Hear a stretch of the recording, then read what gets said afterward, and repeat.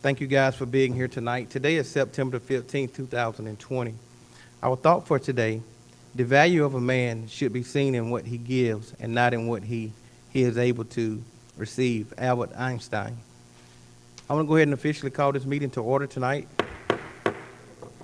We're going to have invocation. We're going to ask Commissioner Henderson if he would pray for us tonight. And following that, we're going to ask Commissioner Edwards if he would lead us in our pledge. Thank you, Mr. Chairman. Everyone bow their heads. Dear Father, once again we come before you with thanksgiving in our hearts. We come just to say thank you for just us riding this morning and then allow us to continue during the day. We know that you are truly a good God, my Father, on whom sits up high and look down low. We thank you for everything we've done in our lives. We hope that you continue to guide this board. Guide them in the way that you would have them to go. This we pray. In our Lord and Savior Jesus Christ's name, amen. Amen.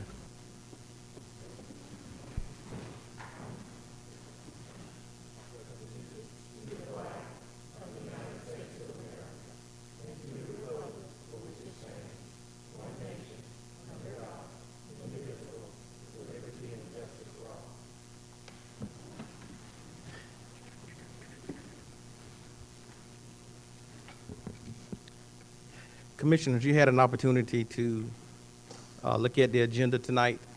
I seek a motion that we approve the agenda.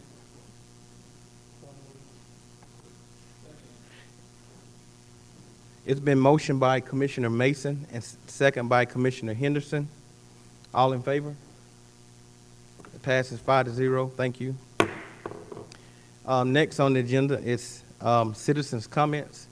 This is an opportunity that we allow citizens to come up and make comments about agenda topics only. If you would, please come at this time, please. Agenda topic only. I have 3 minutes to do so. Agenda topics only. Thank you. That portion of our comments are closed. Next on the agenda tonight is the chairman's report.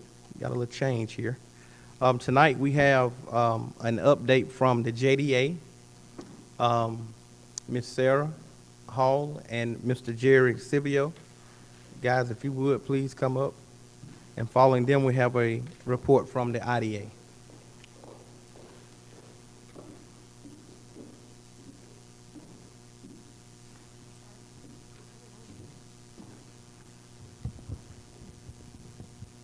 Good evening. Commissioners and Chairman Lloyd, great to see you, Ms. Dagan and Ms. Jackie. Thank you for having us. It's been a while since you've seen Jerry and I, but tonight we have a great JDA update for you. First thing I want to start with in Stanton Springs is StantonSprings.com has a full overhaul. So I'd advise you and challenge you to get out tonight and go to StantonSprings.com. Go look at the new website. We've spent quite a lot of time and energy on updating the site. This is the front image of the site, and it talks about just who we are as communities. It references all 4 communities. It talks about our properties as well as data. One of the things that's within the site on data, and you'll look into it and see, is we have established a partnership not only with the Stanton Springs area, but with Newton County, is through a company called GIS WebTech.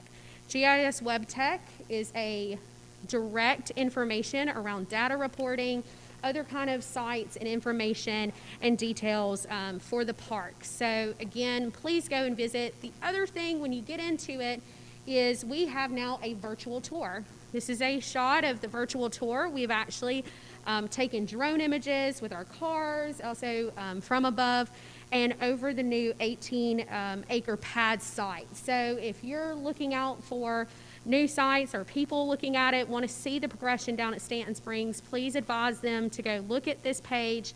It's right there under the virtual tour. And I think many of you are familiar with the fact right now with our virtual tours is that obviously Shane and I represent the park, and we have been doing quite a lot of these. We have not had a lot of people coming in to the park necessarily, but what we have had is groups like this. And so now PowerPoint, other kind of presentation points of our virtual tour has become incredibly useful. And so instead of seeing us in person, you're now seeing this as a virtual introduction. We also have developed from the park a new master plan. So what you have seen here is a representation of the park. I don't know if the pointer works, but you'll see Facebook's property to the south of the parkway, and then you see Takeda to the north of the parkway, and then anything else in green is owned by Stanton Springs and what's left over of the park. You see the parkway extension to the east, and then the 18-acre pad site. The property to the south of Facebook at this time has a bit of a challenge from a topo measure, sewer, wetlands, things like that. And then we do have a little bit of frontage left over still along Highway 278. You notice here, this is the remaining 540 acres and just some utility information about the eastern portion of the park. So at this time, we've had to take a good amount of our time to really update what we're doing, make it all virtually available, readily accessible, and these are things that you will notice and see coming on our sites, and really a snapshot in of how we do virtual site visits with our group. And again, just more of a close-up image of what we have remaining. One of the things I want to mention to you and is Facebook. If you have not had a chance to go and see Facebook, and on your Facebook page, Facebook, and Jerry, if you don't mind helping me pass these to each of the commissioners, as Jerry acts as my Vanna White for this moment, is that Facebook's data center has put out community grants. And so they have now offered community grants for our local 4 communities. And so there are copies on the front table for citizens to pick up. We've also placed this out on our Facebook page, and we'll send this out to you as an email directly. And so what this means is nonprofits, organizations, businesses can sign up for these grants to help with funding sources coming back. Facebook has put this money in place to help our communities and put that back together. Many of you are familiar with other industries here in Newton County that do the same thing, but we're very excited about this. So for a community center, an educational opportunity, if you're focusing in small business, in STEM, this is a great opportunity. And please, if you have a business or a nonprofit organization that might want to look at this, please contact me, please contact Facebook, and we can get you a person to help talk about the grant. And so the grant itself is open until October, but we advise you to go ahead and sign up, get it in, put it in as soon as possible now. So you'll have those, and then again, there are some left there, and we'll send it to you electronically as well too. And then the last thing I'm going to mention before Jerry is that I think you all are still aware that Takeda is still working on a COVID-19 virus vaccine, and so they are still progressing and moving forward. Most major announcements have come out that they're in their final kind of time period going through progression, and so we still hope to see something toward the end of the year, beginning of the new year. Oh, and I will on the aerial shots. Go ahead. Okay. Well, the Parkway extension has been completed, and we've finished the final paving and striping. There's still some minor utility shiftings, adjustings, very, very minor. Landscaping is being bid out and will be installed as has been recommended. Ribbon cutting for this, it's kind of a major marketing event where we invite all of the statewide developers, but they're going to be limited who can come, consultants and things, folks like that. But that's pending lifting of the COVID-19 restrictions. And we really want to get the landscaping in also, so we can have a good, maybe sometime after the first of the year, toward the end of the year, we're just playing that by ear. We have some security options that are being assessed as we meet, including gating and security cameras. Cost for any and all of that has been discussed. On financial, we did update the budget ending June 30th, 2020 to reflect actual expenses and revenues. Final payment for the Parkway extension is expected or has already been paid in July. There's a minor amount left. The project is on budget, and contingency funds may be returned. The initial contract for reference is $3.5+ million, and it was paid for by use of land sale proceeds. And then the modification to the 2002 GFA loan, which allows Social Circle, Newton County Water and Sewer Authority to forego payments and interest on the loan from July through December of 2020. It'll still have to be paid, but it's a delay given all the activity and COVID stuff that's going around. So the 4 counties, the JDA, county tax assessors, tax commissioners, all adopted a procedurals manual that was prepared regarding tax assessments because we've got property, in some cases, some property spans 2 counties, but it's tax collection and tax digest reporting under House Bill 406. So, Sarah?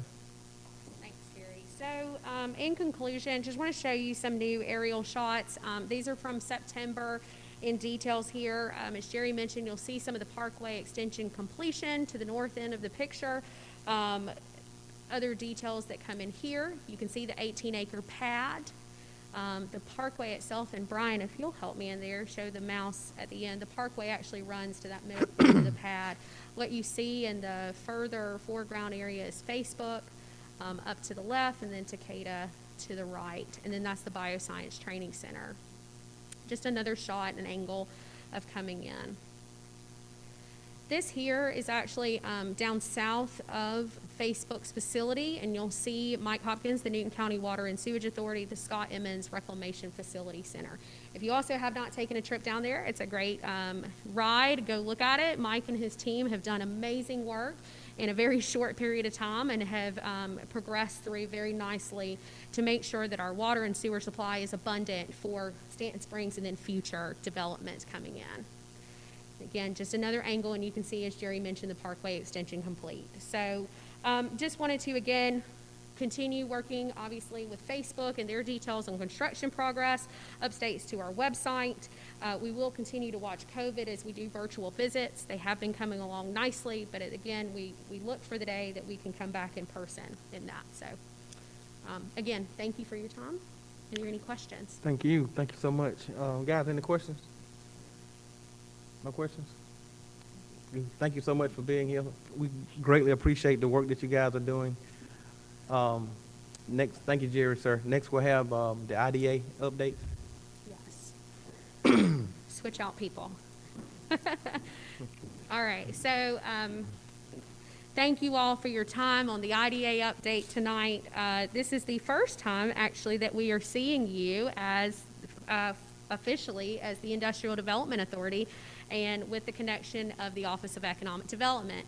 So I'm going to start here and say we got a new home, but it's the same process. And so our new home here with the Industrial Development Authority, it was established in 1967.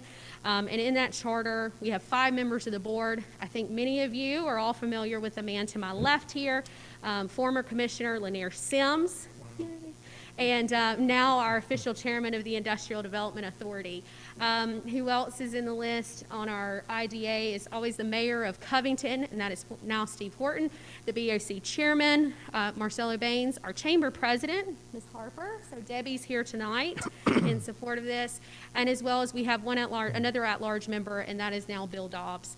And then you have us, the Department of Economic Development, which is myself and Dave Byrne. Dave apologizes for not being here tonight. He's on project work away, and so when one of us is here and there, we're constantly moving. And then our legal team is Frank Turner Jr. I just want to take a second before we really dive into the IDA update and really commend and say a big thank you to our partners. You guys, absolutely. Thank you for continuing the effort of economic development in Newton County. Thank you for the progression and this transition. I cannot say thank you enough, and I didn't know they would be here tonight, but to your HR team. Your HR team did outstanding work. Amanda, and Shoemaker and Pamela Maxwell, Beth Cato, absolutely phenomenal, and really made Dave and I in the progression seamless, made us feel like we're a part of the team and a home. And I knew there was a time that we didn't feel like we were going to have a home. And so I just can't thank them enough for working with them. And I want to thank Ms. Martin and working with Frank and the team here to make sure that we're all doing this properly and legally. And so I want to thank you all for that and your appropriation. I also want to reference and thank Mike Hopkins and the Newton County Water and Sewage Authority. Mike and their team came in with an appropriation as well to help fund our office. And I think that was a big commitment on their part. And again, the vitality of economic development for Newton County's future. So again, we're really supportive of them, and just want to start by saying a big thank you. So from an economic overview, details of where we are. From a population number, 2019, and Newton County ended out a little over 111,000 people. That equates to a little under 30,000 jobs that are located here in Newton County. The interesting part about this is that we're on a growth projection. These numbers are talking about a 5% growth average, and we look for the next 5 years to continue that growth average to 5, almost to 7%, is that we can see in the next 5 years. Our median household income is something you all should be very proud about. Our median household income, they are usually a year or so behind, so we'll get 2019 numbers coming up very soon. But this reference is in 2018, and we're actually at a little over $53,000 for our median household income. I know many of you sitting in this horseshoe remember the days that it was half of that. Yeah. And so I think you all should be pleasantly pleased to see that the growth, and truly when we do economic development, it is on jobs and job wages. That is a very important part of when we make commitments or companies that we bring in. We heavily look at the wages and what that will mean to our local economy. I think you all are familiar with the unemployment rate. And when you look at the unemployment rate here starting in 2012, and again, many of you in this horseshoe remember the 2012 days, that our unemployment rate was at 13%, to where we ended out 2019 at 3%. So it was certainly a strong progression. I've been fortunate enough to be with you through that 7-year period, and so has Dave, and again, through this transition, and that equates to right about 10,000 jobs that were acquired, obtained, and for our people getting to work. And so again, that's something to be very commendable about for yourselves and what you've done in leadership in this community. And so congratulations. So one of the things I'm sure you're asking is, well, that's great, Sarah, but where are we at COVID numbers? You know, where are we looking at? So here's the numbers right now. We hit a spike in April at 12.5%, but we are on the downward path in June. We're at actually about 8.4%. What you're looking at is an influx of jobs that's a little over about 1,400 to 1,500 jobs month over month that are acquired and obtained. The great news is, and I will share with you shortly, is that we have had a lot of our facilities, manufacturers, and businesses grow, expand, and be able to start new companies during this time. And again, that's true to the fact of how we are business friendly. We're motivating, and also, too, we want companies to come in and we want people to get back to work. So Newton County's resiliency has been astounding during this time period of COVID. One of the things that's interesting, and we go back to the median household income, is if you look at the numbers in this chart, in the progression that it goes upward of where we are in 2012, when we were at 13%, our median household income numbers were, again, half of that. And where we are at 3%, you see it's upward and rising over 55. So again, jobs mean money. Money coming back into our economy means a happy Newton County. And I think that's something to be attesting, again, to the fact of how many jobs we're adding to the community, but also at the level of jobs that we're adding and how that reverts back. I want to share with you just this slide that we look into about our workforce and who and where they're living. And I think this goes back to about median household incomes and people that are located here. We actually interviewed all the companies on the right-hand side and said, give us the zip codes of where your people live, where your workers are living. This represents a little over 2,300 employees. Brian, if you can help me out on that mouse there. The dot there above Brian, go up, nope, the dark other one, along I-20, middle dot there. That's Newton County. So we have a bright red dot that a great number of people live in Newton County. If you go to the left and look at Atlanta, look at how many people in that heat map actually live in Atlanta and commute in this direction. And so from that, as they are coming eastbound and they are driving in, that's wear and tear on our roads. That's wear and tear of our community. That's also tax dollars that we're losing because they might not be eating dinner here. They might not be shopping here. They're commuting back in. And that's something we want to make sure the jobs are here, that the people live here to do that. Also, that's interesting, and just look, we have people commuting from South Carolina. We have people commuting from Augusta, Warner Robins. That's a significant haul to come into jobs here, which is also a testament, again, that we have incredible jobs that people will travel in this direction to come this way. So who do we go after? Who do we look at from an IDA? We have 4 targeted industries that we feel like fit in Newton County in no particular order, but biopharma, high tech, that is your Takeda's, BD, Facebook, other kind of technology companies. We have a call center, Pure Talk, same conversation in that. Advanced manufacturing, been our bread and butter in Newton County for many years. That's General Mills, Michelin, Nishimbo, Sherwin-Williams. Film, TV, music, and gaming. Don't have to say a lot there, but I think you know who we are and what we represent in film.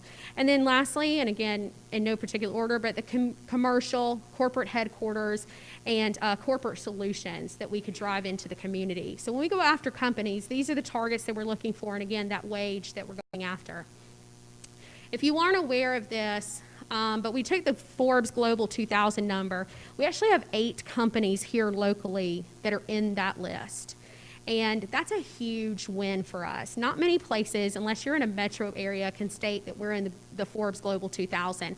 And when you see some of the ones that are even within the Forbes 500, it's a significant number. 7 out of the 8 are within that. And so as we go forward, we are very proud of some of the announcements that we've had locally. And many of these you have seen, either our governor has announced or we have announced locally. Mitex Polymers. It's a new Japanese company that has come in to the community and taken an existing building. Takeda obviously has done their work with COVID-19. Facebook. FiberVision. FiberVision is one that will come out pretty soon and discuss that a 52-year-old facility is actually adding in investment and bringing in new jobs. A lot of times you see businesses like that are shuttering their doors. And again, it's a testament to the long-term retention and growth and the sustainability of Newton County and our company. General Mills, this is one that just announced this week or last week. We are very excited about more cereal to our community. Cinnamon Toast Crunch is here. If you have not gone online, please go online and sign up. You can get a free box of Cinnamon Toast Crunch. And so we're excited that we will see and smell more Cinnamon Toast Crunch in our neighborhood. And so we're excited. This is one of their largest capital projects in North America. This announcement was over $50 million and adding another 40 jobs. And they're one of the highest paid manufacturers in our community. Three Ring Studios has now formed a partnership with Cinelease. Cinelease Studios is now the corporate broker. This is an aerial shot actually from last week to show the 3 buildings, the sound stages, as well as the mill space, and you can see they're going in further progression. 3 new hotels have come during the time of COVID as well, too. Looking at the Covington Town Center, you see a Home to Go. There will be a Courtyard Marriott, a Residence Inn, and we actually have the latest one. There'll be a Spring Hill Suites that'll be coming to town too. So additional hotel stays will help out certainly the movie industry, but also our industry partners as well. Lidl. Again, this is a project that was on the west side of town of the access road, right on the Newton-Rockdale line, $100 million. This is what a facility will look like. This is one of their current facilities in Virginia. But to give you an idea at this moment here, there's a layout of their plans as well as just an aerial shot of where they will go. Just want to take a moment to say thank you to Ms. Judy Johnson and the team and the fire chief and what they've done to help make this progression very easily for a new company coming to the community. So overall, economic development sites, just from one end of the county to the other. We stretch all the way of Newton County and as that goes forward. 2015, to give you an idea, at that time we had 62 available buildings to market. Today, I have 1. And actually, as of 5 o'clock this afternoon, I might have less than that. So again, we are seeing the attraction, we're seeing the growth to come in. You'll see new spec buildings that will come in as well too. Again, aerial shots of Covington Town Center. Put some pieces here of aerial shots of Cinelease Studios. I think you're all familiar with our eastern portion sites that we continue doing virtual visits on. This is a visit that we had earlier this year. Helicopters, a mode pad, and again, just producing and working with Newton County. Workforce development is a critical factor in Newton County, and I think it's a critical factor in Georgia, as we hear from our commissioner. Dr. Clark was here earlier talking about our apprenticeship industrial maintenance. This was from this past Saturday. We actually had companies do a meet and greet with all the apprentices. That's Nishimbo, Michelin, SRG Global that were here talking to our apprentices that are getting ready to go. Big news on this date, October the 9th, new virtual job fair. Please list it out. Please share with your constituents and people that the virtual job fair is coming again. Had a great showing last time, but we have even more jobs this time. And so for that, I'm finished. I know that was a long-winded. Sorry, Chairman. But if there are any questions, I know Chairman Sims and I would be happy to answer, but thank you for your time. Thank you so much for being here, guys. We greatly appreciate what you do and what you're doing for our community. I would take questions tonight, but it's 7:30, and it's time for our zoning, so we got to go directly into zoning. Again, thank you so much for what you guys are doing tonight. Ms. Judy, thank you.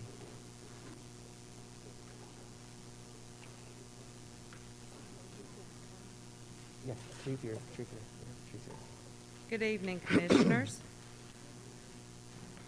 This evening, we have just two cases before you tonight. Our first request is for a future land use map amendment.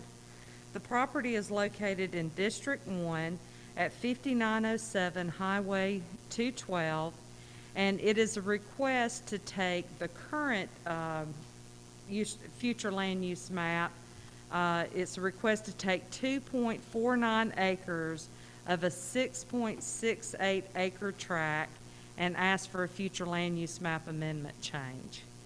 The request is to designate a future land use from residential to commercial on 2.49 acres of the existing tract of a 6.6 acres in order to seek a rezoning to establish a convenience store. The character area and policies. Staff's analysis. Pursuant to the Newton County 2038 Comprehensive Plan, Community Agenda, the project site is located in the following character area and is correlated with the following appropriate land uses and policies. The character area is Oak Hill, which is a sense of community forged through high-quality education, local jobs, better quality homes, aesthetic standards, and family-oriented activity centers.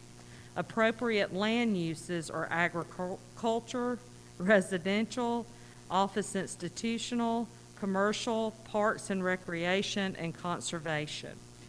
Here is an aerial view of the property.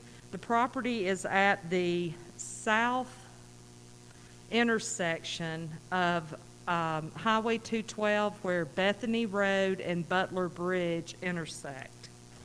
The next is our zoning map. The current property is zoned AR, agricultural residential, and this is our future land use map amendment. The future land use on this property is residential, so that means any zoning must meet a residential zoning, so they're requesting again to take 2.49 acres of this tract, and they're requesting to amend the future land use only tonight to commercial. Here's a survey of the property showing the 2.49 acres in the overall tract. Here is a concept plan, and again, we're not voting necessarily for a concept plan this evening. What we're voting on is whether or not to amend our future land use map amendment. Conclusion. Given the location of the property along a given the location of a property being a corner lot at a well-traveled intersection with a traffic signal, which limits the property's use as currently zoned, staff is of the opinion that the future land use amendment may be appropriate for the area. As a note, future land use map amendments do not have conditions of zoning. Should the flume be approved and a rezoning petition be filed to move forward with commercial development, the rezoning petition would be eligible for conditions of zoning to mitigate any impact the zoning and/or use may have on adjoining and adjacent properties. And that concludes the staff's portion of the staff report, and I can answer any questions if you should have. I think we're gonna open up for a public hearing, and then we'll bring you back. Yes, sir. All right, Thank you. thank you. It is approximately 7:35. At this time, we're gonna allow the applicant and those that wanna speak in favor to come at this time. Please, you have 10 minutes to do so. Please state your name, your address for the record, please, the applicant and those that are in favor. My name's John Nix. I'm here on behalf of the applicant, a small family-owned company that's owned this property for 15 years. As Ms. Johnson stated, this is a future land use map amendment only. We're very familiar, I've studied your zoning ordinance, and more importantly, the comprehensive land use plan that y'all adopted in 2018. And the use that we're proposing for this site lines up explicitly with the terms of that land use comprehensive plan. The character area of Oak Hill is a sense of community, an aesthetic standard. The appropriate uses include institutional, include commercial, include office, as well as the residential. You can see from this particular slide, which is a colored version of what was presented by Ms. Johnson. Well, that one, thanks. And you see that, again, stressing that we're only asking for 2.49 acres to be considered with this amendment. The purpose of that restriction is to honor the aesthetic and the character area of Oak Hill. And you can see how that piece of property then is situated toward the very front, toward the intersection that, as y'all know, in 2014, a stoplight, a traffic signal was added there because of the traffic flow. The 249 acres now is orientated toward the intersection itself. Typically, convenience stores want to face a highway like 212 front, so it's perpendicular to the road. The company that's under contract for this property is another small family-held company, a daughter, son, and their father who thought he was retired until they brought him back to do convenience stores again. And what they do is develop very well done, thought out convenience stores. And we've convinced them that this needs to be orientated toward that intersection. And you see what that does, that creates that green space in front of the store, which again is very not typical of highway commercial. We realize that if this land use map amendment is granted, that we have to come back and ask for a rezoning. The rezoning that we're going to be asking for, if that happens, is going to be neighborhood commercial, not your highway commercial. And neighborhood commercial, I know y'all are familiar with it, tends to be appropriate for the neighborhood instead of a highway situation, and that's why we're trying to orientate the property the way it is and maintain that green space. On the next slide, you're going to see a photo from the ground looking back at the site from the intersection, and you see that row of trees to the right that actually goes along the property on 212 as well as Butler Bridge. We've got the person that's thinking about buying this property to commit to maintain that tree line along, excuse me, Butler Bridge. Even though we're live, y'all, I am not used to talking in a mask. I feel like I'm getting ready to, I don't know, but. So, just north of this intersection, as y'all know, is the elementary school, is Denny Dobbs Park, is a fire station. We think by orienting the property this way, not only do we tie into Oak Hill's characteristics, but also the green space that's created by the park. It takes a lot of effort by community to establish an effective comprehensive plan. A lot of communities don't do it. You should be very honored and pleased that the people that put all that work in back in 2018 to achieve that did. But when you adopt a comprehensive plan, you should follow it. And our argument to y'all tonight is that this proposed use, this amendment to the land use map, dovetails into that plan. And that plan anticipated that this area, this zoning, would have commercial use. And it anticipated neighborhood commercial, because it's clear from your zoning table that a neighborhood commercial is a conditional use in this area. So we're asking for something that's consistent with what you have planned. And we think we have a product, and we know we have to bring it back if y'all go with the amendment to the map. But we think we have a product that will fit and be very different from the traditional convenience store that you see going south or north of this intersection. I'd like to reserve the rest of my time. Thank you. Anyone else want to speak in favor?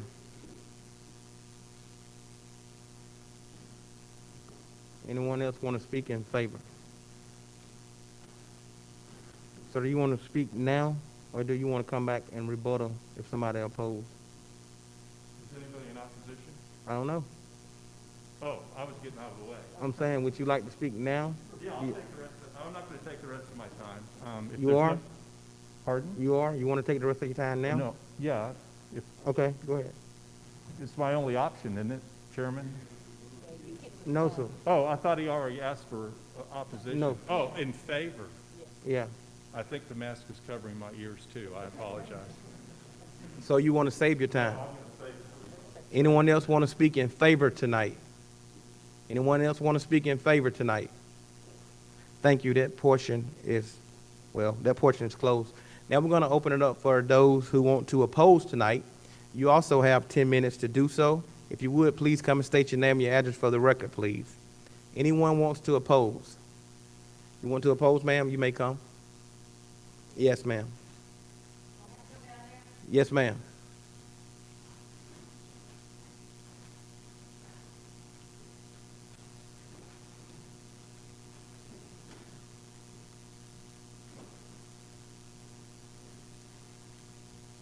My name is Carolyn Nelson. I live on Butler Bridge.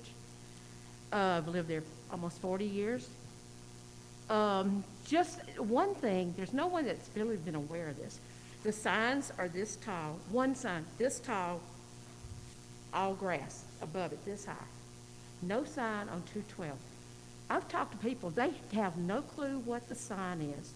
I feel like it should be displayed, a sign so people can see what it is. Because I've talked to neighbors, they had no clue. They just thought that was buy houses, rent, sell, whatever.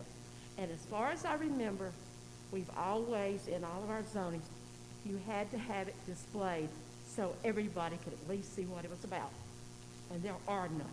Nothing on 212. I went there tonight. I took my little picture of the one on Butler Bridge, which is probably about halfway of the property. But as I said, since my road doesn't get mowed, very seldom, the grass is way above the sign, and none of the people are aware of it. And there's a lot of houses on that road. And at this time, I just think it should be postponed or something, so at least people of our community know what's going on, because we don't know. It just happens I try to stay up on it. And I saw them little ribbons, so I knew, okay, it's time to look at it. But people that have moved here from other places, they don't realize those little ribbons mean development, and it's not always good.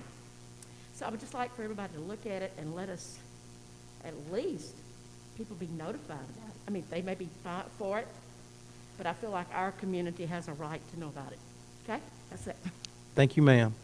Anyone else want to oppose tonight? Anyone else want to oppose tonight? That portion of our public comments is closed.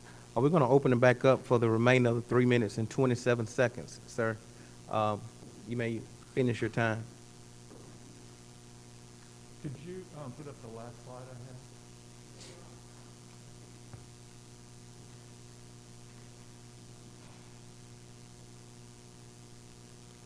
So, in closing, I just want to stress to you this is an amendment request for the zoning map. I truly believe that it's consistent with your comprehensive plan.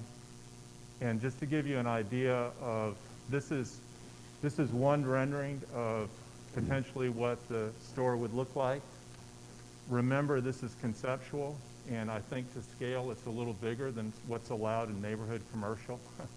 So it wouldn't be that large, because you're limited to 5,000 square feet under the conditions of your zoning ordinance.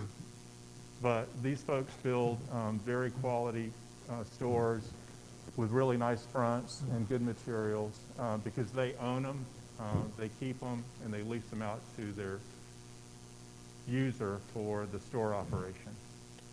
And that's really all I have. I think I made my points at the beginning, and I won't take your time unnecessarily. Thank you for your attention. It's always good to be here. Thank you, sir.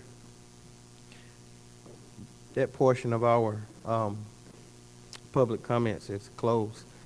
Ms. Judy, if you would please come back up just in case the commissioners have any questions, please.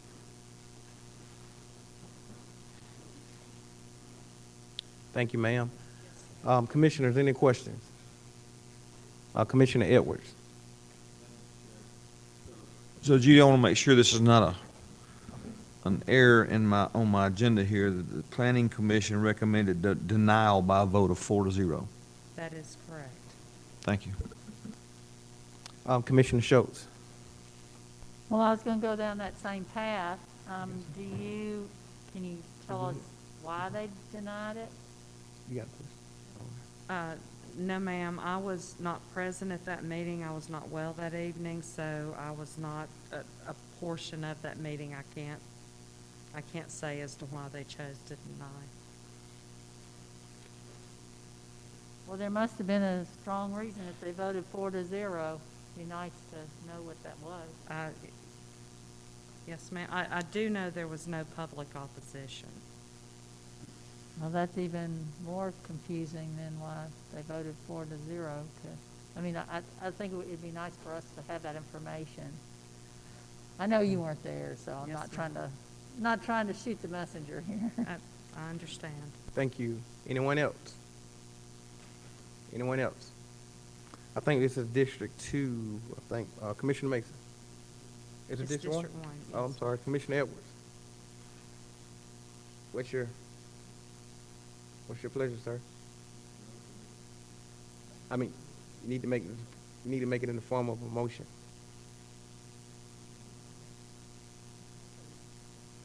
You don't want to make a motion? Okay. I seek a motion, please.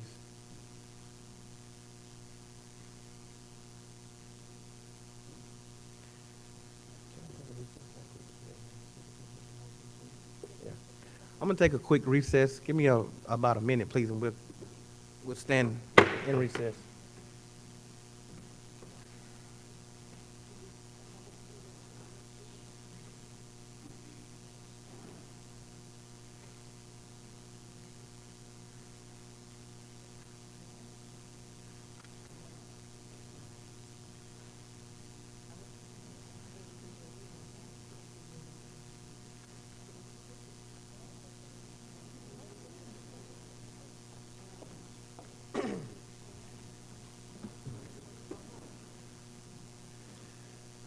Thank you, guys. We're back in our regular meeting.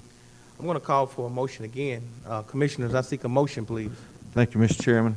This time I'd like to make a motion that we turn down case number FLU 20-000001.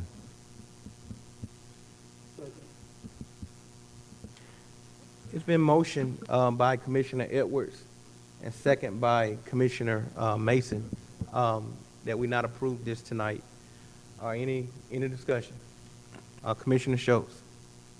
So I think it's really difficult for us to make a decision when we don't know the reason of why there was there was obviously a very strong denial. So I would hope that for the future, when we bring forth something like this, because I certainly don't want to overturn what the intent of the Planning Commission was, because obviously they had a very strong perspective on this.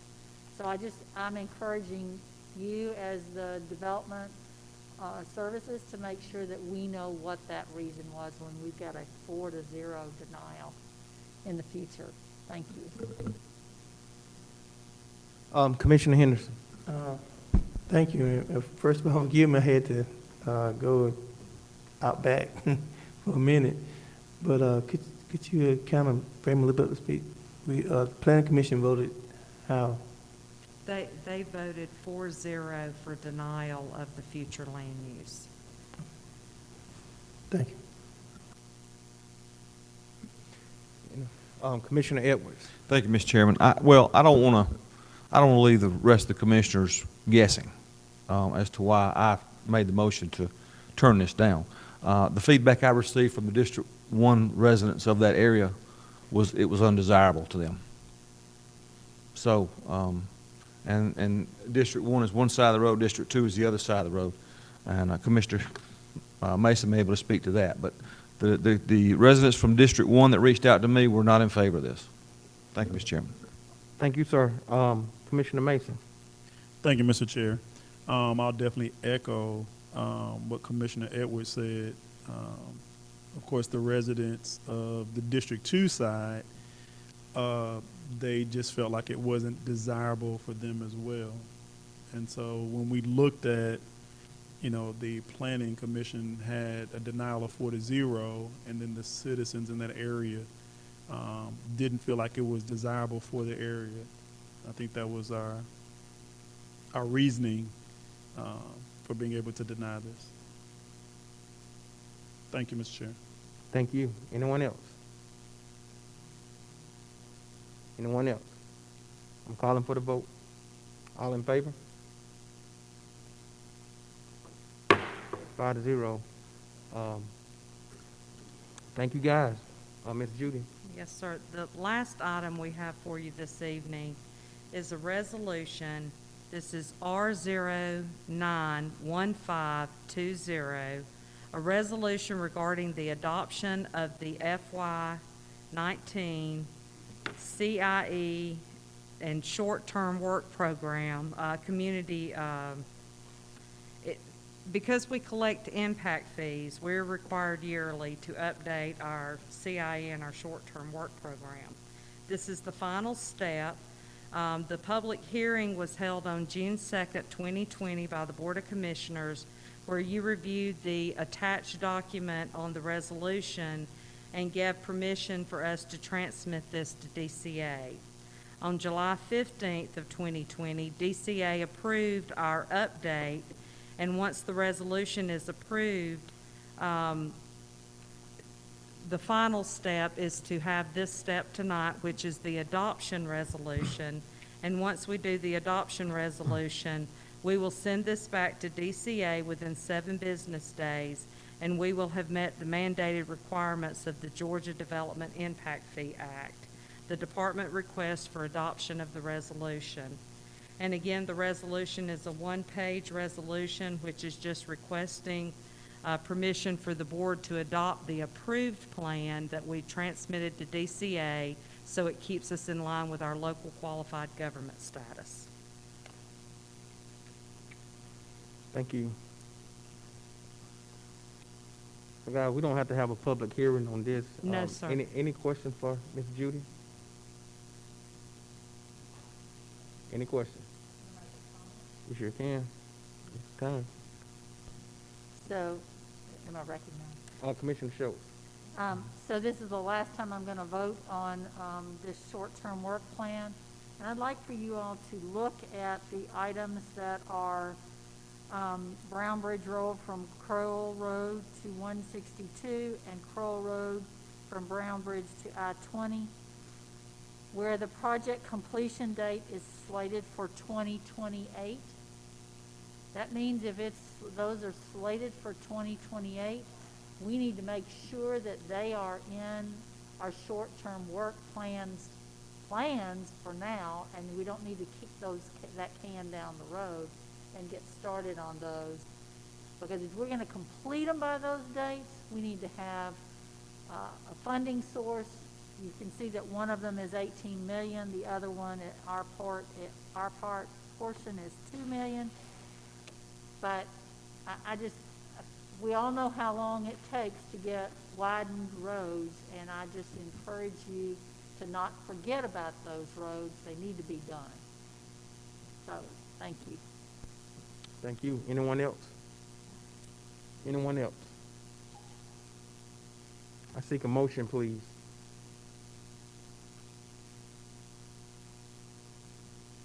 Commissioner Schultz. I move for approval of the short-term work plan 2019 to 2023. Can I get a second, please? It's been motioned by Commissioner Schultz and second by Commissioner Edwards. Any more discussion? All in favor? It passes 5-0. Thank you. Thank you, Ms. Judy.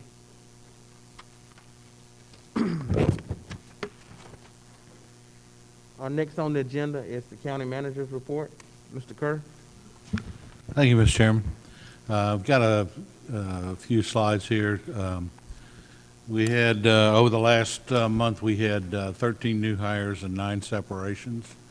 Our total employee count is up to 720.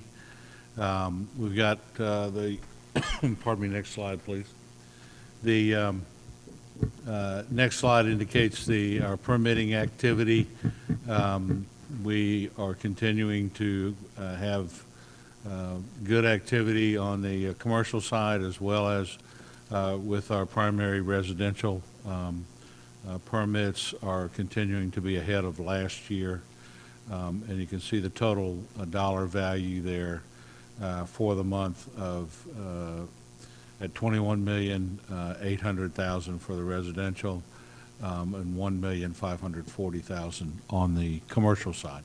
Next slide, please.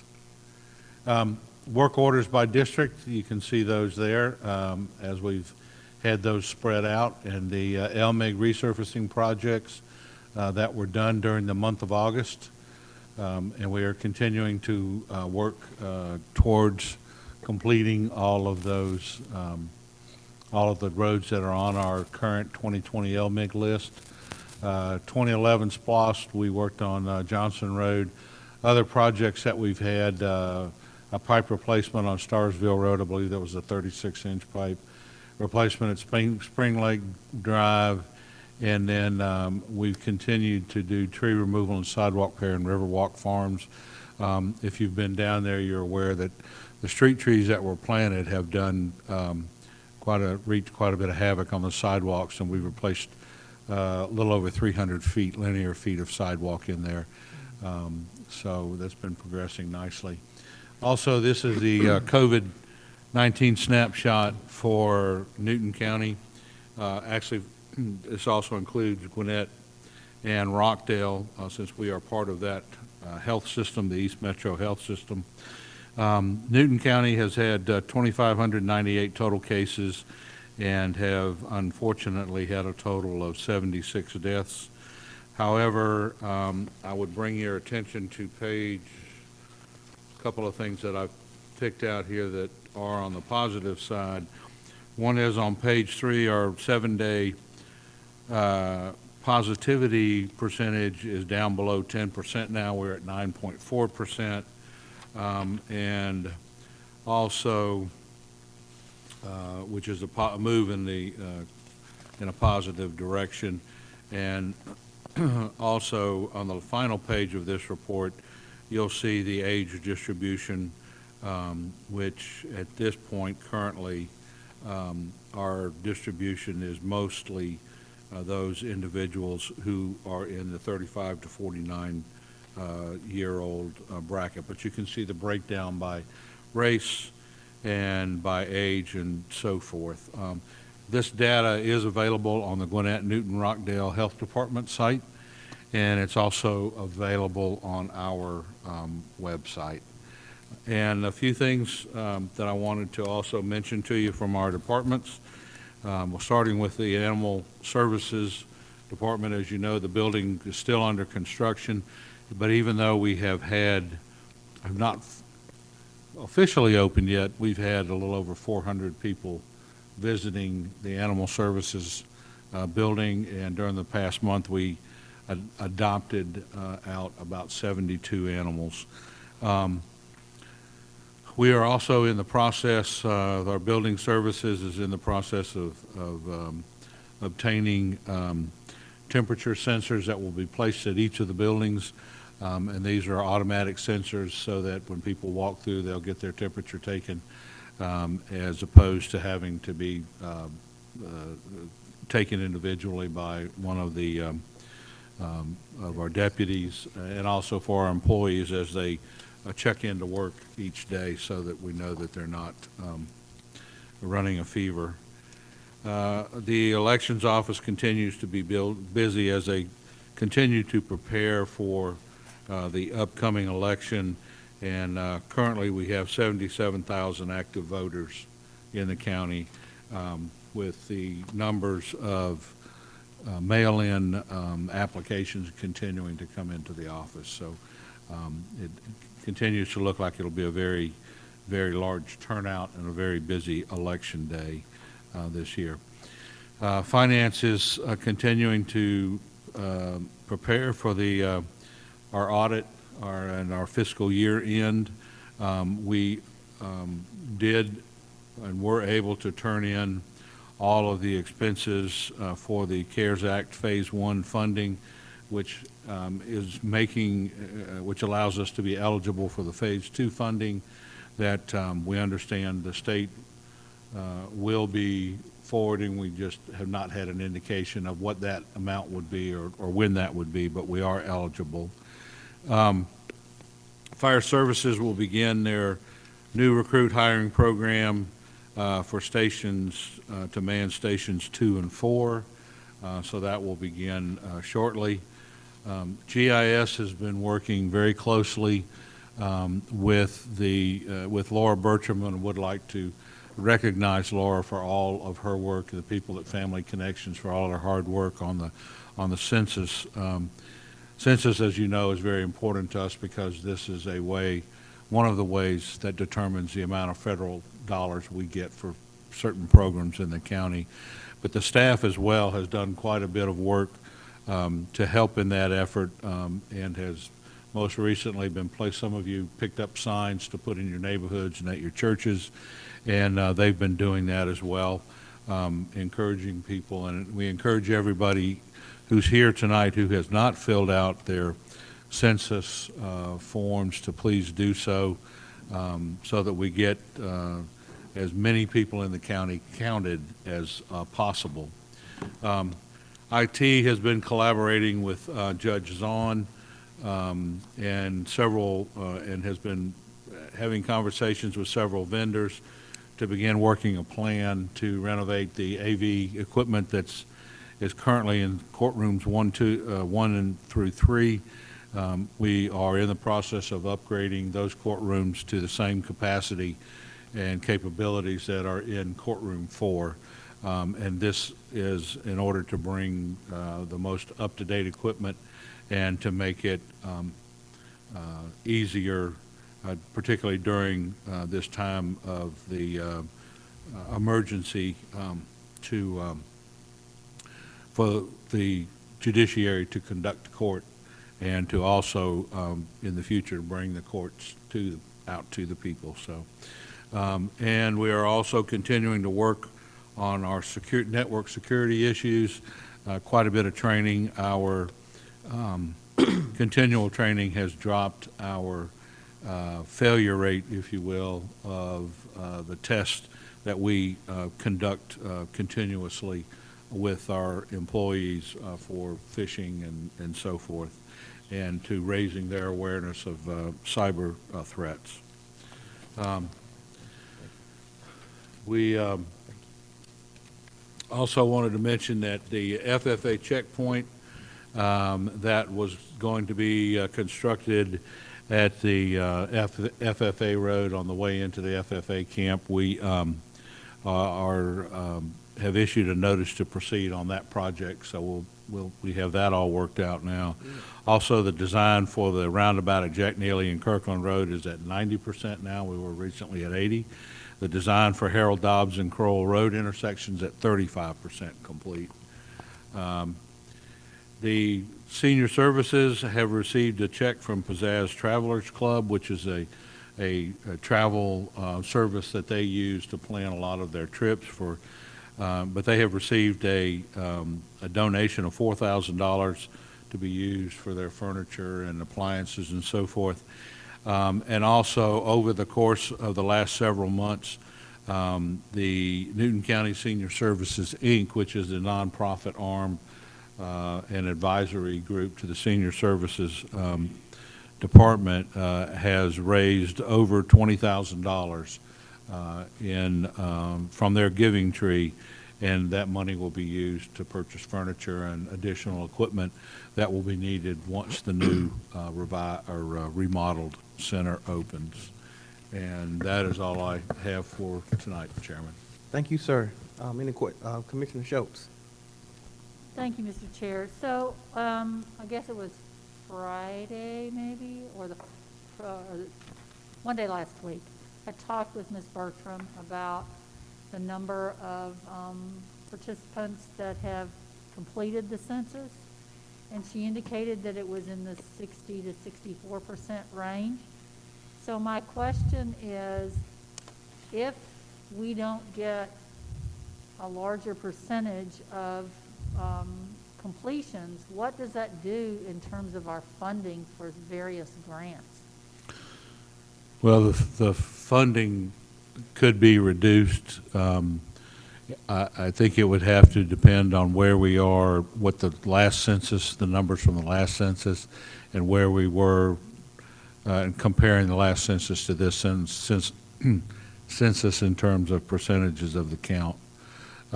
So we would have to do an analysis on that. But presumably, if we did not get a full count, then there would be less federal dollars available for particularly some of the social programs. So I know back in 2012, when we got the results from the 2010 census, we all presumed that we were well over 100,000, and then when the census numbers came back, we were under 100,000, and it substantially impacted what types of grant funding we received. So I just, I don't know how we can impart to our citizens how crucial it is for the economic, it means more services are available, more funding is available, and how we can get that across to those citizens who have not completed the census. I did mine in April, and I imagine the rest of us on this board probably did ours in April too. So how do we get that? How do we, are there pockets that we need to identify that we really need to focus on? Actually, the areas that were difficult to count, or where the count would have been, the voluntary count would have been low, had actually been previously identified. The challenge has been with this census has obviously been the COVID-19.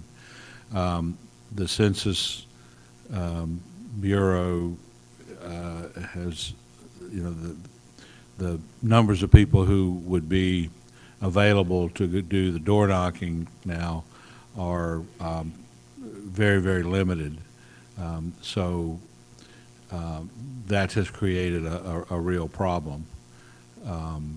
But the areas where there was believed to be, where they were, where the count would have been under, were identified back before the census was ever started.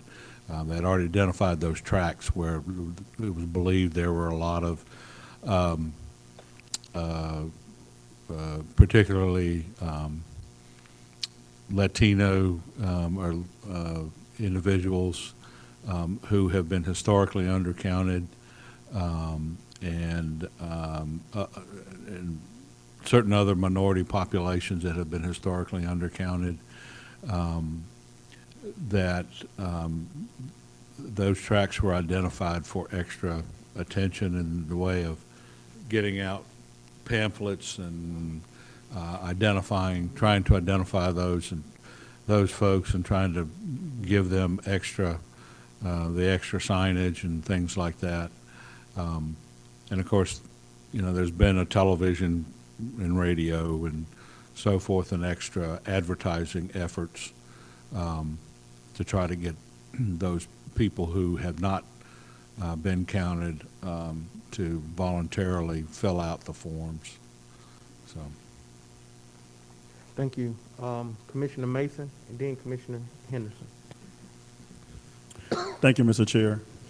Just to add to the conversation, I think for those who may know, I've actually been utilizing my social media platform to have conversations about various subject matters within the county. And I actually just did a community conversation last night with the program director of Fair Count. So if anyone wants to actually go to my social media page, they can actually see a lot of these questions were answered through that conversation.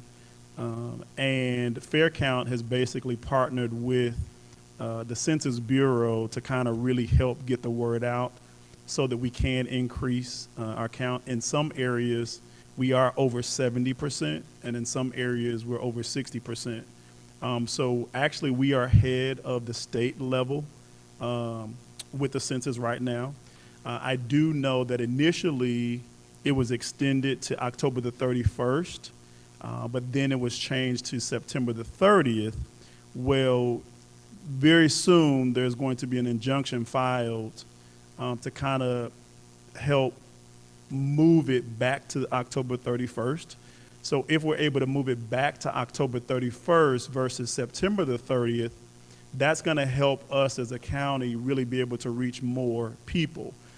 There will be numerators that are knocking on the doors. We'll go out September the 24th through the 26th. So they are going to be going out to those hard to count or hard to reach individuals. So they're going to be knocking on doors, and they've already put together groups where they're basically going to, in those 3 days, they will touch all 159 counties in Georgia, all within those 3 days. So hopefully if we can get it moved from September the 30th back to October the 31st, that's going to give us some more time. I'm a firm believer that Newton County can really reach 80% or above. We just need that additional time because COVID-19 did halt a lot of the work from the beginning in April. And so we're working very, very diligently now. Newton Family Connection, Laura Bertram, Miss Molly, they've done a phenomenal job with targeting those areas in Newton County that we've been having a challenge with reaching. As a matter of fact, I personally went to her and actually got signs from her and put them out throughout District 2. So if, I would suggest to my other commissioners as well, please pick up some signs. Put them out in your area, in your district, so that, and what I did is when I talked to Miss Laura and Molly, I asked them specifically because in District 2, we have some areas that are above 60, 62, 63, and then some are like 72, I think if I can remember, 71, 72%. And so the ones that were in the 60% in District 2, those are the areas that I targeted and I put out the signs. So I think the more we can get the word out, the better it will be. But I think if we can really get it extended until October 31st, that'll give us some additional time to really reach that 80% target. So hopefully that helps. Thank you, Thank you, sir. Mr. Chair. Thank you. Commissioner Henderson. Thank you, Mr. Chairman. Well, you know, I've been trying to answer that question of getting a bigger turnout as far as the census for a few years. I think the one last year. And so I occasionally ask people, some of my Latino brothers and sisters, and naturally, my Afro-American brothers and sisters too as well, is why is it that you don't want to do the census? And I tell you what the majority of them told me. They said, you never see anything. They said, if you look for a grant, said by the time the grant comes, all the money's gone. But yet you want me to go out and what they view as personal information, give out the personal information, and all this money come, you never do see anything, you don't see any improvements in the community. You see we still are a little above or close to the property rate, even though you hear a whole lot of different stuff. But I think until you can sell them, and I'm similar to Commissioner Schultz, I feel mine's out because, you know, I want to make sure that I be counted. But until you can show the peoples, especially the minorities, and where it's going to help them, you know, I think it's probably going to be a little bit lower each and every time we have a census. And I'm just going to close with this. One lady came to my house, and, you know, we was just out talking, my wife and a few kids. And this has nothing to do with the census. But a little girl, she had a beautiful little daughter, and she was like in grade school, and she had another daughter who was younger. And so I said, what school you going to? And she said, well, you know we're not going to school now. I said, we are doing it at home. And so I said, what you think about the Chromebook? She said, we don't have one. And I said, what? I said, I thought the school system gave everybody a Chromebook. She said, no. So they told us, don't worry about it. Said, what we're going to do, what they're going to do is it won't be held account against them. And the first thing that hit me was that this child is going to be further behind. Going to be further behind. So until we have programs that are going to actually go out and show some improvements in the community, catch up the children who are being left behind, people who are trying to get started with business, get a grant or something, you know, I think people just not even going to worry about it. Thank you, sir. Commissioner Mason. Thank you, Mr. Chair. I'm sorry, I forgot to add this one thing. When I did the one-on-one discussion, conversation with the program director last night, that's kind of one of the things that we talked about, Commissioner Henderson. And I think one of the reasons why, and he stated that the money's run out fast, is because people aren't going out and they are not filling out that census. And so when they don't fill out that census, that decreases the amount of federal funding that we get within our community. Originally, it was $2,300 per person. It has now increased to $3,600 per person. So every single citizen, if we have over 100,000 citizens, 110, 111,000 citizens, if, you know, for example, if we only have 70% of those, which I think in 2010, I believe it was like around 70 or so percent that filled that out, well, that remaining 20+%, we didn't get that federal funding. So now we're having to do roads and projects and, you know, try to improve our school system off of the dollars that we received, but we didn't receive enough. We only received enough federal funding to cover 70% when we have 100% that we need to take care of. And so I think that's why we want to really encourage our citizens to go out. The more that they fill out their census, the more we can get to fill out the census, the more federal dollars we can get. And when you look at that's $3,600 a year per person. That's $36,000 that we lose just from one person not filling out that census. So just think, if we have 30% that doesn't fill it out, you know, that's $36,000 per individual over that 10-year term. So I think we want to encourage our citizens to go out and fill it out for the reason so that we can get the funding that we need to be able to have those programs, to do roads, to, you know, better our education, our school system, because it really helps a lot of different areas But if they say, well, we're not going to fill it out, then that's less funding that we actually get. So I think we just want to get the message out to fill out the census. Thank you, Mr. Chair. Thank you, sir. Mr. Kerr, anything else? Mr. Kerr, anything else? Anything else? That's it, okay. Thank you, sir. That do it for the county manager's report. Next on the agenda is item number 7, old business. Mr. Kerr. Thank you, Mr. Chairman. I would like to continue this, to table this until we get information from the state, specific information from the state on the dollar amount that we'll be receiving and on what the criteria will be for eligible expenses. So I think we just need to take it off of the and just continue it until a later date. And as soon as we get that information, we'll put it back on the agenda then. Thank you, sir. I seek a motion, please. Commissioner Schultz. So Lloyd, may I just be clear that you do not want to specify a date when you put this back on? That's correct, yes, ma'am. So then I would just table the Coronavirus Relief Fund Administration Agreement until a later date. Thank you. It's been motioned by Commissioner Schultz and second by Commissioner Edwards that we table this indefinitely. Any discussion? All in favor? Thank you.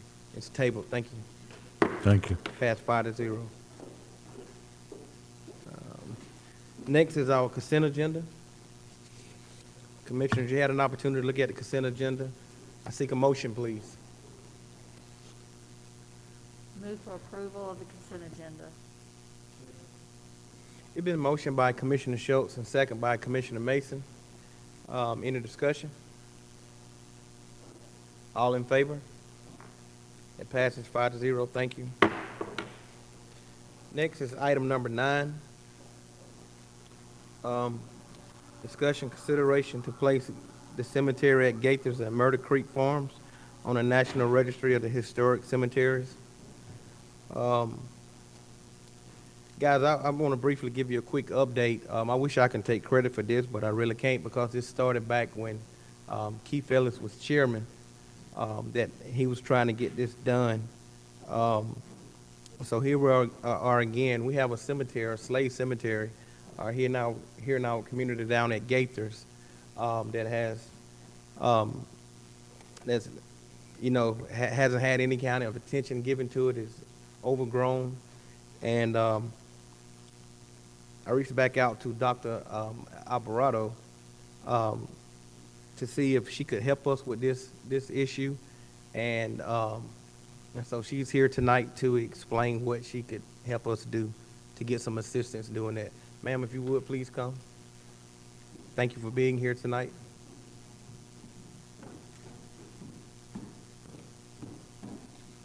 Thank you all for having me here. Thank you.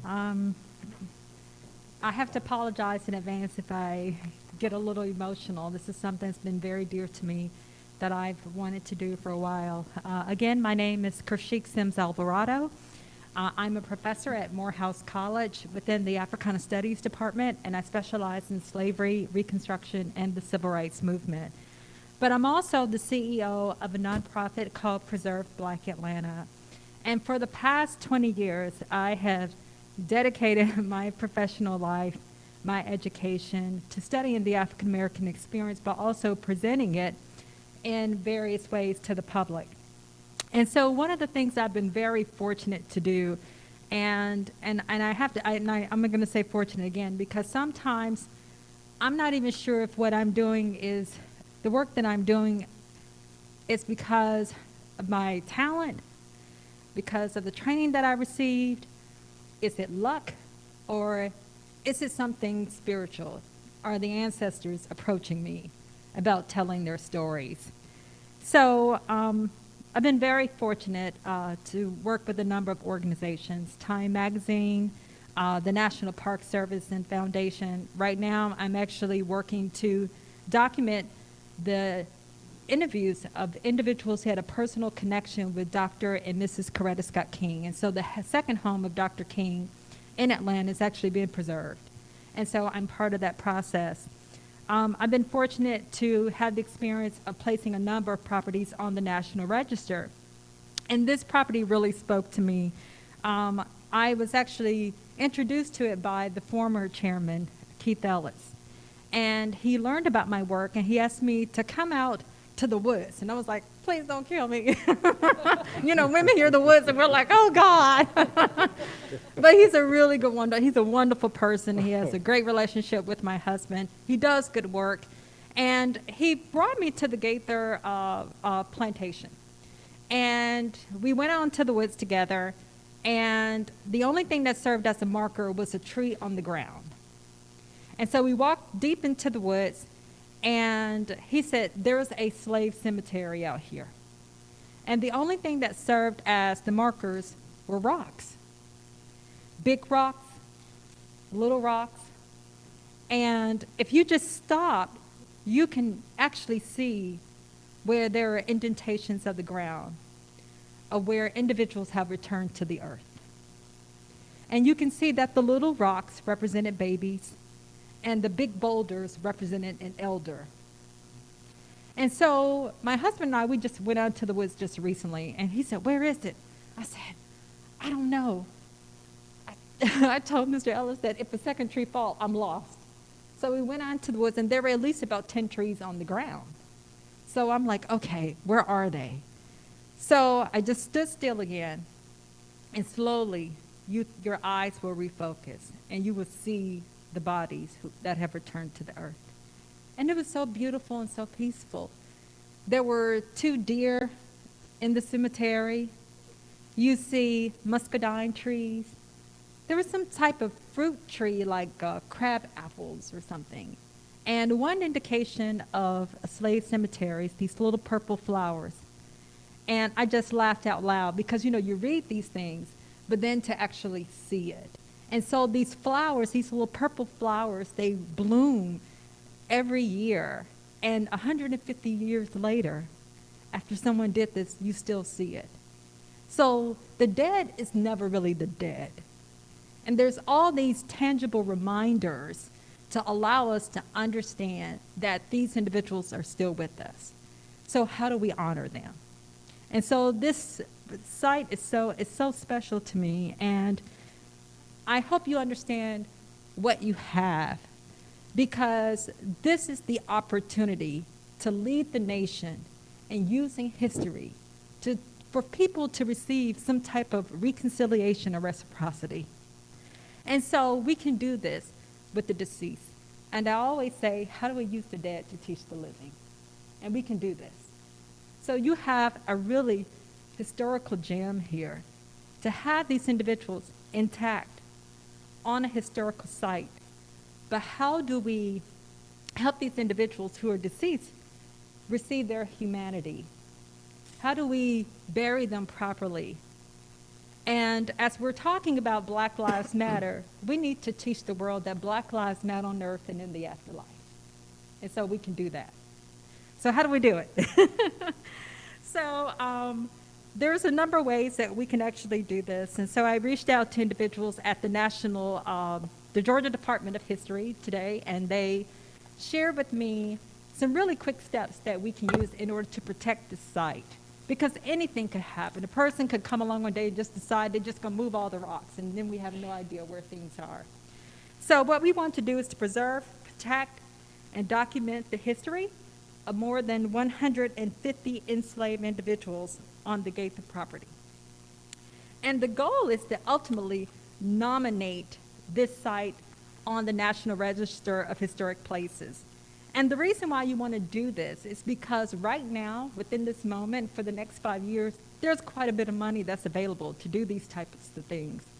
There's money available from $15,000 to receiving $500,000 a year. And in the state of Georgia, there's money set aside right now just specifically for African American cemeteries. So you have this. But you also have dwellings on the property as well, too, that can lead to all sorts of studies as well. So I want to seize the opportunity to be able to do that. So if you look at the document that I provided for you, if you go down to step 1, which says survey land or perform study of more than 150 persons, the first thing we need to do is to actually show that there are individuals in the ground. So a survey needs to be done. You can actually do this through geo-penetrating radar. And you may actually already have this information. As a matter of fact, with former Chairman Keith Ellis, he actually had someone to survey the property before. I'm not sure where that study is at today, so it needs to be performed. So I was told that the first thing we need to do is to show the concrete proof that there's individuals within the ground. You can do this with the survey. Also, if there are any type of like primary documents with the Gaither plantation, if they kept any type of archival records. And then you want to use this to begin the process of placing these individuals on the National Register of Historic Places. And what you do is that I actually attached a preliminary eligibility application that can actually be completed by the county. With my nonprofit, I'm proposing that we form a partnership to actually expedite that process. Not every county has a historian on site, so I'm proposing that my nonprofit actually partner with you all to get this done. Once the application is submitted, it takes 60 days in order to get this approved for it to be declared as a historic site, but then it takes 2 full years to actually place it on the National Register. So once you receive that type of status, it opens up the opportunity for you to receive all sorts of funding. But there are individuals who want to give right now, private donors, and people say, what can I do right now within this moment? And so here's an opportunity to be able to do that through our partnership. So as we're going through and I'm saying we right now, so I'm hoping that we can establish a partnership. And what can happen concurrently is that as we're going through the nomination process, the study can actually take place, the study of these individuals, the archival research that can be done. And then if people want to give funding in order to protect the cemetery right now, we can actually do that. And I think that I see a few eyes moving. I'm not sure what my time is right now, and I failed to watch the clock. But I want to pause for a second to see if you have any questions that I can answer. Any questions, guys? Commissioner Cowan. Thank you, Mr. Chairman. This sounds extremely interesting. I'm very much a history person myself. It seems like there was a project south of Atlanta that got taken over by the CSX Railroad. It eliminated they were going to put in a African American cultural center there. Do you know anything about that? No. Okay. Anyway, CSX ended up leasing the property and that ended up stopping that particular project. Is there something available out there that maybe Gaithers could be used for in some similar fashion or through this? What I've had in my mind for the past 4 years is that when people look at historic sites and you look at a plantation, people go, oh, what do we use it? And the first thing people say, oh, let's lease it out for weddings, right? And you all have been so creative in being able to have the space used for filming. There is only one slave museum in the entire nation, okay? But what could happen here is for you all to establish the National Center for the Study of Slavery. I think that would be absolutely brilliant. There's nothing like it. And the first time when we start talking about having these type of studies done, people are like, oh, it's taboo. How are people going to feel about it? Never in 150 years, people would have thought that people would go to see a lynching memorial in Montgomery, Alabama. And the Equal Justice Institute, its purpose in Alabama is to talk about convict labor It's to talk about people who were held as bondsmen and women years ago and even to this day. But it has led to people taking the initiative to look at supporting like a lynching museum. People thought we wouldn't even support like a civil rights museum. They're starting emerging all over the place. And museums are now being used as a place, not for us to see like pretty pictures, but it's an educational institution. It's a social institution. And so we can use these places to teach. And I think that with the property that you have, the actual physical structure of the plantation, of the home, it can serve as the middle ground to bring people together. But you can have all sorts of studies, and you can get national support. People want to support things like this. They just need a place to be able to give it to, an organization to give it to. So I hate that, you know. Well, one of the best museums I've ever been to is the National Civil Rights Museum in Memphis, Tennessee. Oh, yes. Very incredible story of Black African Americans in the United States. I hope you would get with the chairman. I'd like to discuss your vision a little bit more Yes. on this. So, Well, I would love your support. I really would. 1 second. Commissioner Mason, then Commissioner Henderson. Thank you, Mr. Chair. First, I want to say thank you so much for taking this time to come and bring this project back to Newton County once again. I think it's a phenomenal project. I think it's definitely something that we should strongly consider. I did want to know, do you by any chance know what that total cost would be? And I know you mentioned in some of the steps here where we can get an underrepresented community grant program, $15,000 to $50,000, or the African American Historic Sites national funding, $500,000 annually, up to 5 years with no matching funding requirement. Do you know by any chance how much it would cost to do that? And if so, which one of these, or we would have to apply for it before we can determine how much monies we would get to be able to complete the project? So the first one you want to do is the underrepresented group, the $15,000 to $50,000, because you need to be placed on the National Register. I actually, before I came down here, I had the State Department for Historic Preservation. They actually looked within their inventory to see if Gaither is already in a historic district, and it is not. I was like, ah. And so they were like, yeah, it's like right on the outskirts of the city. And so it's not, so that's the first thing to be able to do. But you can do that for under $50,000. And within the budget is that you have someone to come out and they give you estimates. It's like building a house, you know, from the ground up. And you go out and you say, this is what these things are going to cost. This is the phase of it. The persons who are coming out would tell you what it is, and you say, I have up to $50,000 to be able to do this. And people can actually negotiate to say, well, I'm willing to adjust my price in order to be able to do this. As a matter of fact, I'm doing this with a group right now in Montgomery. And so you say that this is the budget, this is what we would need in order to get it surveyed, and for us to conduct the study to say, this is the history, a general history about who was here. You find out information about the Gaither plantation, like what is the entire number of individuals that were here prior to 1865.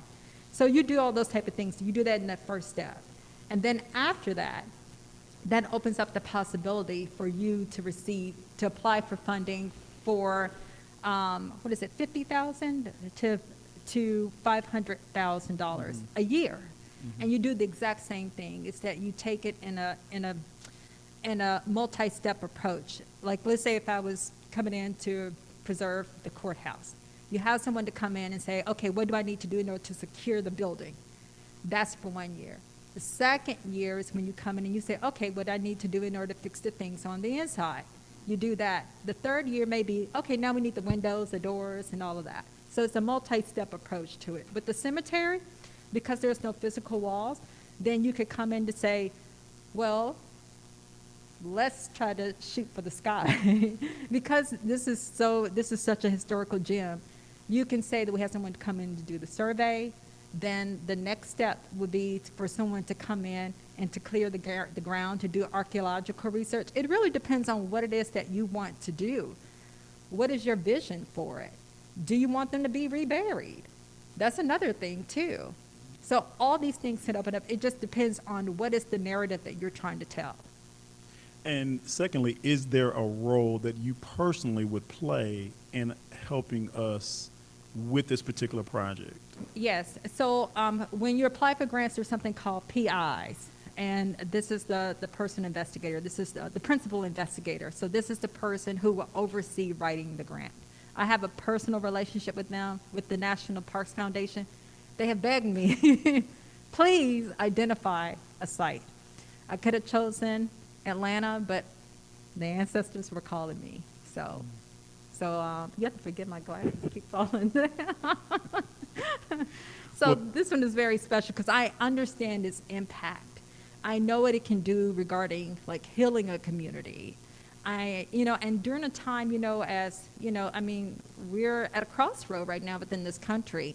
How do we move forward?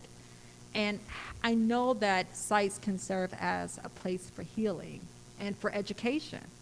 And so how do we do the right thing? And I keep thinking about those individuals that's in the ground who's never had anybody to call their name. Can you imagine dying and nobody never call your name for 150 years to come to visit you? I can't even imagine that, And so how do we humanize them? They're not just people in the ground. They're not spirits. So, what can we learn from them? I think one beautiful example is looking at the African burial ground that was in New York. And there were developers who were going to build over this cemetery. It had been abandoned for years, for over 150 years. Well, when they began to exhume the bodies, one of the things that they saw was that there was an African-American man who had actually fought during the Revolutionary War. How do we know this? Well, the clothes deteriorated, but you could see the buttons right in place. And you look at the buttons, you could see that it was from the Continental Army, that this man gave his life in order to fight for America's independence, and yet people are still not considered as full citizens. But we can learn so much from them. You saw like a mother and a daughter buried together. So, there's just so many stories that can be told, So I want to be able to do that, and I would love to be able to serve as, as the PI on this project. Great. But I can't do it alone, Right. and I need your support in order to be able to do that. Right. Well, I'm a firm believer that education is definitely something that changes, a nation, it changes a state, it changes a community, and it changes the trajectory of where they go. And so I believe Newton County is an amazing place to live, work, and play. And so I strongly believe that any opportunity that this board has to make anything on a national scale, from a nationally historic site, that's going to just show the great things that we already have, and it's going to just expand it even more for not only just Newton County citizens to see, but for the world to be able to see that Newton County is an amazing place to be. And so I think this is a great opportunity to put this particular community on a national historic scale. So thank you so much. Thank you. And let me just share this little fact with you in looking at how history can boost the economy. In the New England area, they have something called creative economies. And I think Boston is probably the best example of that. They created, 60 years ago, Boston created something called the Boston Freedom Trail. And some of you are shaking your head, you know what I'm talking about. It's 13 sites, and they tell the story about the American Revolution. It's a $1 billion industry. So you have this, people would jump on the highway to come. And during COVID, people were looking for an opportunity to go someplace you don't have to be in a physical building. Prime opportunity. So yes, I just wanted to share that with you. Thank you. Thank you, sir. Commissioner Henderson. Thank you, Mr. Chairman. And I think this is a terrific idea, and I think we need to to jump on, as I would say, on the bandwagon and hopefully try to make this happen. But one of the things that I was sitting here and I was thinking about was how do we kind of really put this together? Because we got filming going on. Then a Gaither's murder farm. We got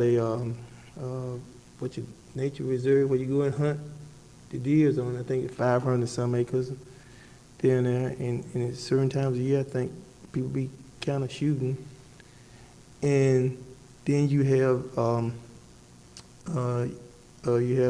some other stuff that are kind of going on down there. And so, and I guess this is for you and the chairman, because chairman kind of runs that, from what I'm understanding, is some of the day-to-day operations. So how do you navigate and put all that stuff together? I mean, I think, you got slave quarters. Mm-hmm. So should that not be a part of the? That is, most definitely is. As a matter of fact, I put that on my note here. As a matter of fact, you look at what Absolutely. presented to you, I slid it Yes. in, slave dwelling. I'm very familiar with the property. So I think it's got to be some kind of plan of how do we put this together so I guess all this stuff that's going on at Gaither's plantation can coexist together Mhm. in somewhat of a little bit of a harmony. Excellent idea. Thank you. Yes, thank you. If you ask me, Commissioner, I completely agree with you 100%. But I think foremost, is that cemetery needs some attention to it. We got trees down that's covering up the graves, and we do. Somebody said that we had a team of people that go around and do cleanups. And Mr. Fred Johnson, he does do cemetery cleanups. But that grave site is a little different from a regular grave site. You got to know what you're doing when you step on those grounds. You picking up little rocks that may be headstones, and you don't want to trample on things that you don't really know that you're trampling on. So that's the reason I reached out to Dr. Alvarado here to get her expertise on this. And so I think we need to start at that cemetery. Thank you. Commissioner Edwards. Thank you, Mr. Chairman. Thank you, Dr. Sims Alvarado, for being here. Gaithers is in my district. I was raised in that area, and I thought there were two slave cemeteries down there. The one I stepped into probably last fall, I guess. It's a I'm not sure this is the right word. It's a transformative experience. It's to stand there and realize you're standing among slaves, and what that represents in your mind and how that translates back to what you think of that time is just awesome. And I'm willing to work with you in any way I can to do whatever we think is best down there to preserve that place. And I believe there's two slave cemeteries down there. It very well may be, but I will tell you this: my first couple of weeks, my first, before I even took office, I had the pleasure of going around with Chairman Ellis, and he actually took me there, and I can tell you it's unbelievable. So I don't know if it's two. I do know it's one for sure, but I think it's something that we definitely need to give some attention to. Thank you. Commissioner Schultz. Thank you, and thank you. It's really fascinating what you've said tonight. Thank you. So I just want to get some clarity.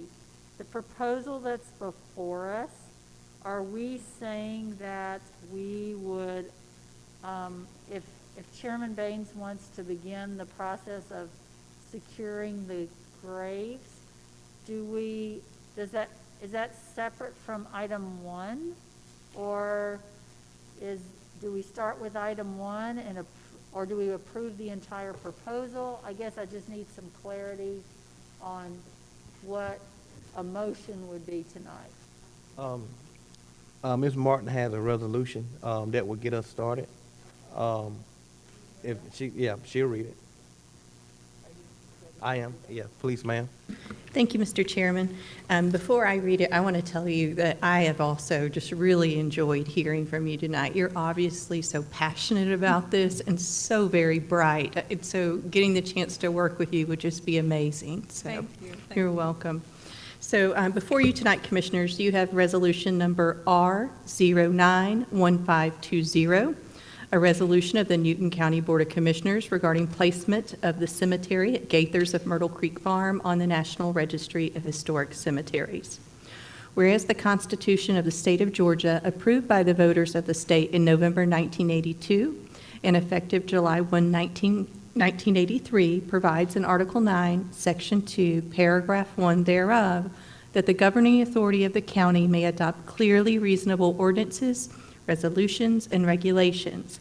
And whereas the Newton County Board of Commissioners recognizes the lives and toils of those interred at the cemetery at Gaithers of Myrtle Creek Farm, and whereas the Newton County Board of Commissioners wishes to preserve the history and legacy of those souls interred at the cemetery at Gaithers of Myrtle Creek Farm, and whereas cemeteries can be listed in the National Register of Historic Places as long as specific criteria are met. And whereas in order for a cemetery to be eligible for the National Register of Historic Places, it must be significant. The quality of significance in American history, architecture, archaeology, engineering, and culture is present in districts, sites, buildings, structures, and objects that possess integrity of location, design, setting, materials, workmanship, feeling, and association, and that meet at least one of the standard National Register's criteria for evaluation. And whereas the 4 criteria for evaluation are as follows, and please note these are ors, not ands. A, associated with events that have made a significant contribution to the broad patterns of our history. B, associated with the lives of persons significant in our past. C, embody the distinctive characteristics of a type, period, or method of construction, or that represent the work of a master, or that possess high artistic values, or that represent a significant and distinguishable entity whose components may lack individual distinction, or have yielded or may be likely to yield information important in prehistory or history. Whereas pursuing such placement on the National Register of Historic Places requires a specialized skill set provided by consultants, academics, and others familiar in holding expertise in pursuing such designation. Now therefore be it resolved by the Board of Commissioners of Newton County, Georgia as follows. The chairman of the Newton County Board of Commissioners shall work with a company or individual specializing in pursuing designation of historic cemeteries for placement of the cemetery at Gaithers of Myrtle Creek Farm on the National Registry of Historic Cemeteries. So resolved this 15th day of September 2020. You ready to make the motion now? Or you got some questions? No questions. Okay. You got a question? Commissioner Calvin. Does it extend to just the cemetery only, or does the whole Gaithers home place site? This resolution would get us started with the cemetery. Once I understand more what the relationship and partnership will be between the county and the doctor who's here with us tonight, then we'll come back with a contract that clearly lays out what's going to occur with the whole property. The only thing that is before us tonight is the cemetery. At least that's what I was asked to prepare. Yes. Okay. And we again, Commissioner Cow, I'm sorry, we have not forgot about what Commissioner Henderson said, that the property, the house, the slave quarters, but we just want to get started. We just want to be able to get started. So it's just the cemetery? For right now, just the Right. cemetery. I got you. And I just got a text saying there are 2 slave cemeteries out there, so, hey. 2? Yes, 2, so you're all right. Commissioner Edwards. Thank you, Mr. Chairman.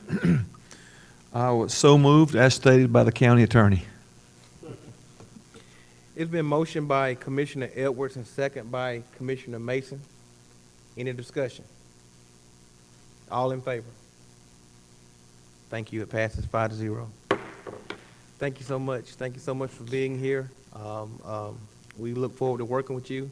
And again, I want to make sure that I recognize Chairman Nellis, who actually wanted to start this process. So thank you so much. Give him my blessings I and tell will. him thank you. I call him in the morning. Thank you so much. Thank you, thank you. Have a good evening. You too. Thank you.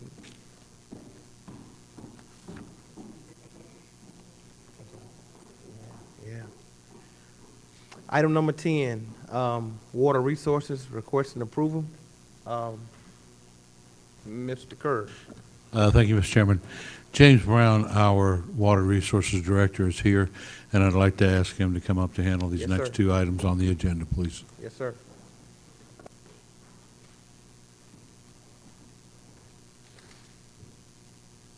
Good evening, everyone. Okay. The first item on the agenda is to, we're seeking permission to move forward with the construction phase of the Cornish Creek project. That's we presented to you several months ago, actually about a little over a year ago, of all the necessary things that we need to do to get the plant to adequately treat 25 million on a continuous basis. So this is asking for permission to move forward with the contract to move phase 2. Thank you, sir. Any questions, commissioners? We got 2 out. Commissioner Henderson, thank you, sir. Mr. Chairman, or whomever, James, the funding come from the water fund. This is yes, we secured a loan through GFA for 23.289 million, so that will be funding. Okay, anyone else? Okay.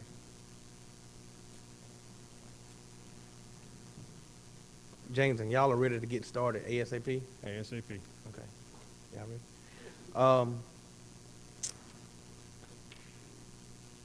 I get a motion. I seek a motion, please.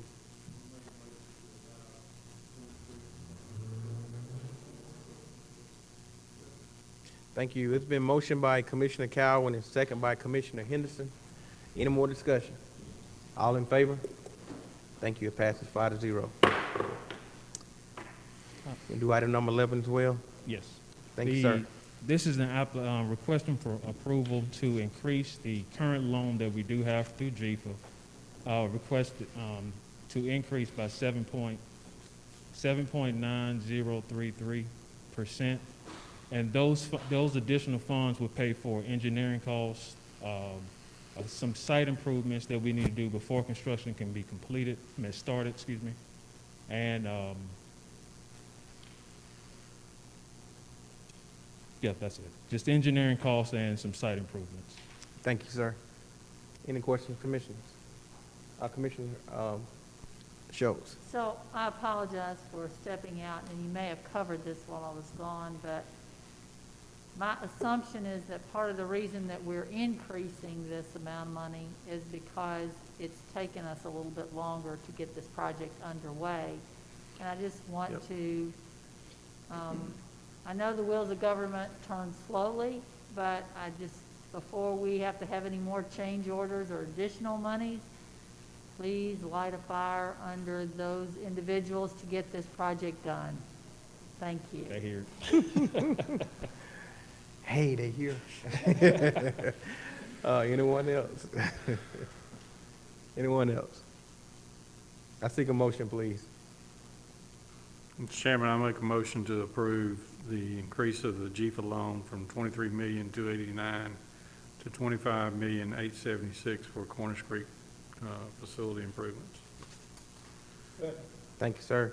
It's been motioned by Commissioner Cowan and second by Commissioner Henderson. Any more discussion? All in favor? It passes 5-0. Thank you so much. Thank you for being here, sir. Next is item number 12, HR and risk management. Consideration of travelers' property and casualty insurance policy. Like I see Ms. Pamela Maxwell. Good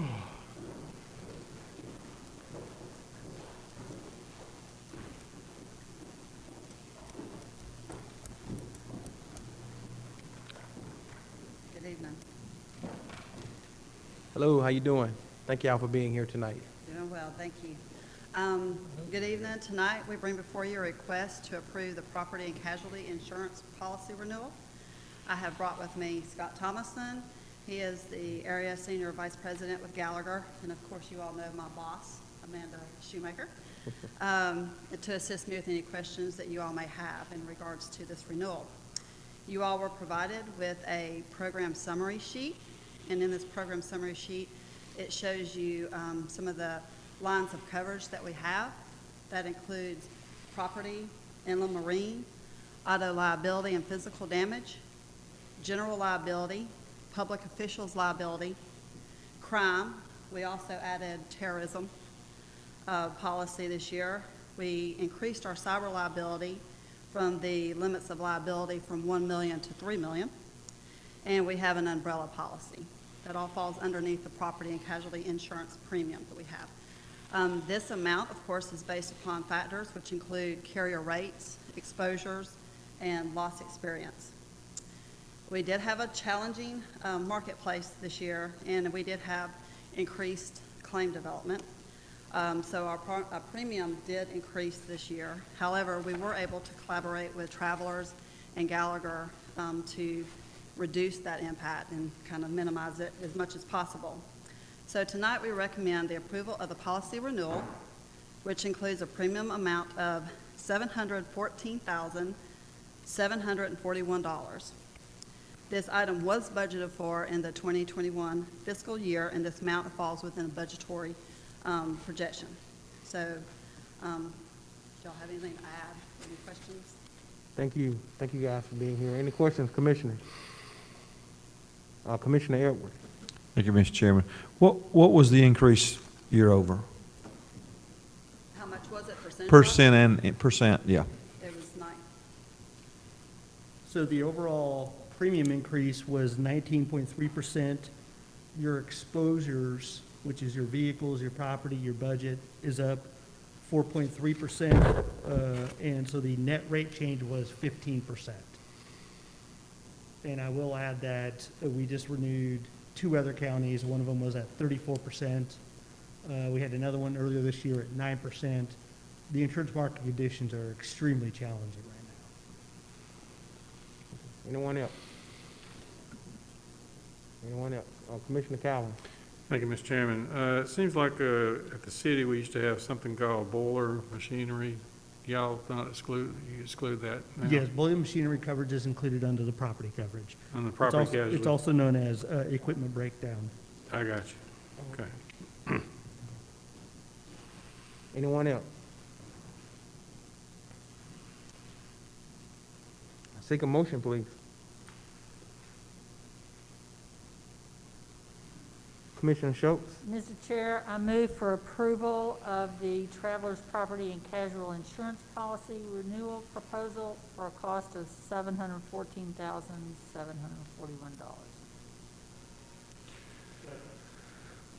Second. It's been motioned by Commissioner Schultz and second by Commissioner Mason. Is that a Clemson Tiger or a Georgia Bulldog? No, I'm just playing. I'm playing. I'm playing. Number 1 team. It's been motioned by Commissioner Schultz and second by Commissioner Mason. Any more discussion? Mr. Kerr. Thank you, Mr. Chairman. Perhaps we should reconsider. Yes, sir. This. Oh, okay, okay.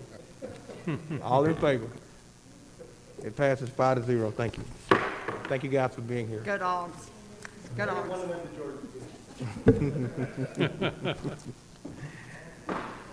Yeah. Next is item number 13. She already coming. Miss Brittany, Finance, please.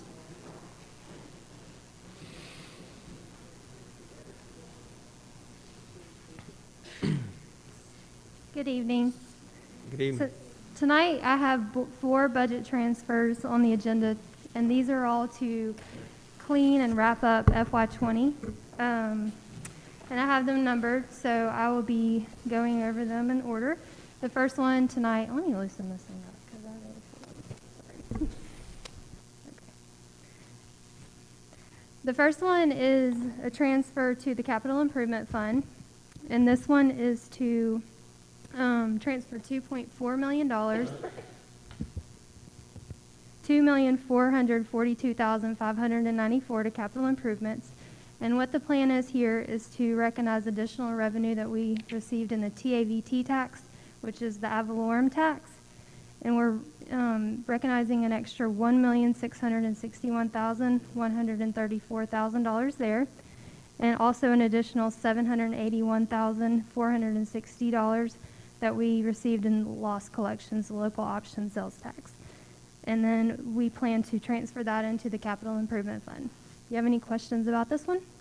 Oh, this one is actually for the E911 radio SPLOS project, the additional funds that are needed to complete that project. Any questions? Okay. Number 2 is a transfer to the capital improvement fund again for $750,000. This money will be utilized to do repairs and maintenance at the detention center. And our plan for this is to move $750,000 out of the contingency for new positions and move that into the capital improvement fund.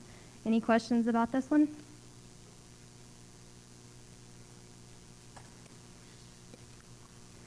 Budget amendment number 3 is to bring the bottom line dollar of the facilities budget to a positive number. So we need to increase the reimbursement of expense for $425,000, and we're taking that from additional collections that we received in the lost collections. Are there any questions about this one? The final amendment I have tonight is to also move another $135,000 into the capital improvement fund to purchase a server for the IT department.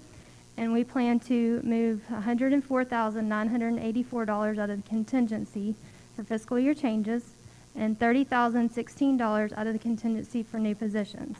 And that will move $135,000 into the capital fund. Any questions about this one? Thank you, ma'am. Commissioners, you have any questions about the budget transfer? Thank you, Ms. Brittany. Seek a motion, please. Commissioner Schultz.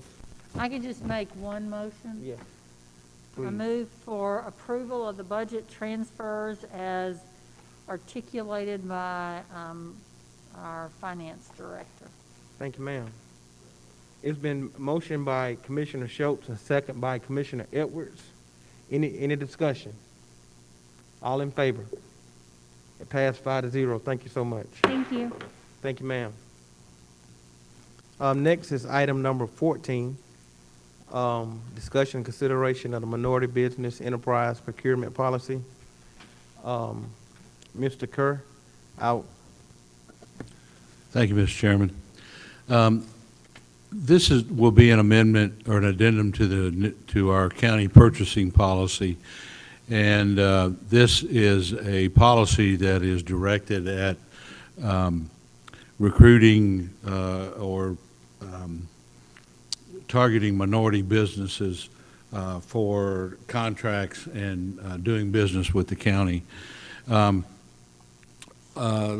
lot of this language is lifted from the GDOT website on the information that they use for minority contracting. And essentially, what we're doing here, we are making sure that minority businesses and business owners understand that the county is enthusiastically welcoming participation of minority businesses in all that we do, whether it's contracting for a large construction project or whether it is acting as a supplier for whatever office supplies that we may need. So this policy includes some formal outreach to those businesses, including we have already discussed in conducting a minimum of 2 on-site training type classes for filling out our vendor packets and explaining to individuals, and this is for all people, anybody who's interested in becoming a vendor, what it takes to become a certified vendor for the county.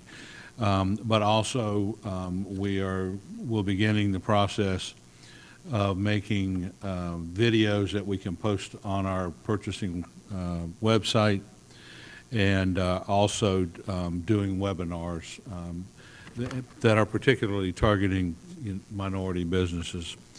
In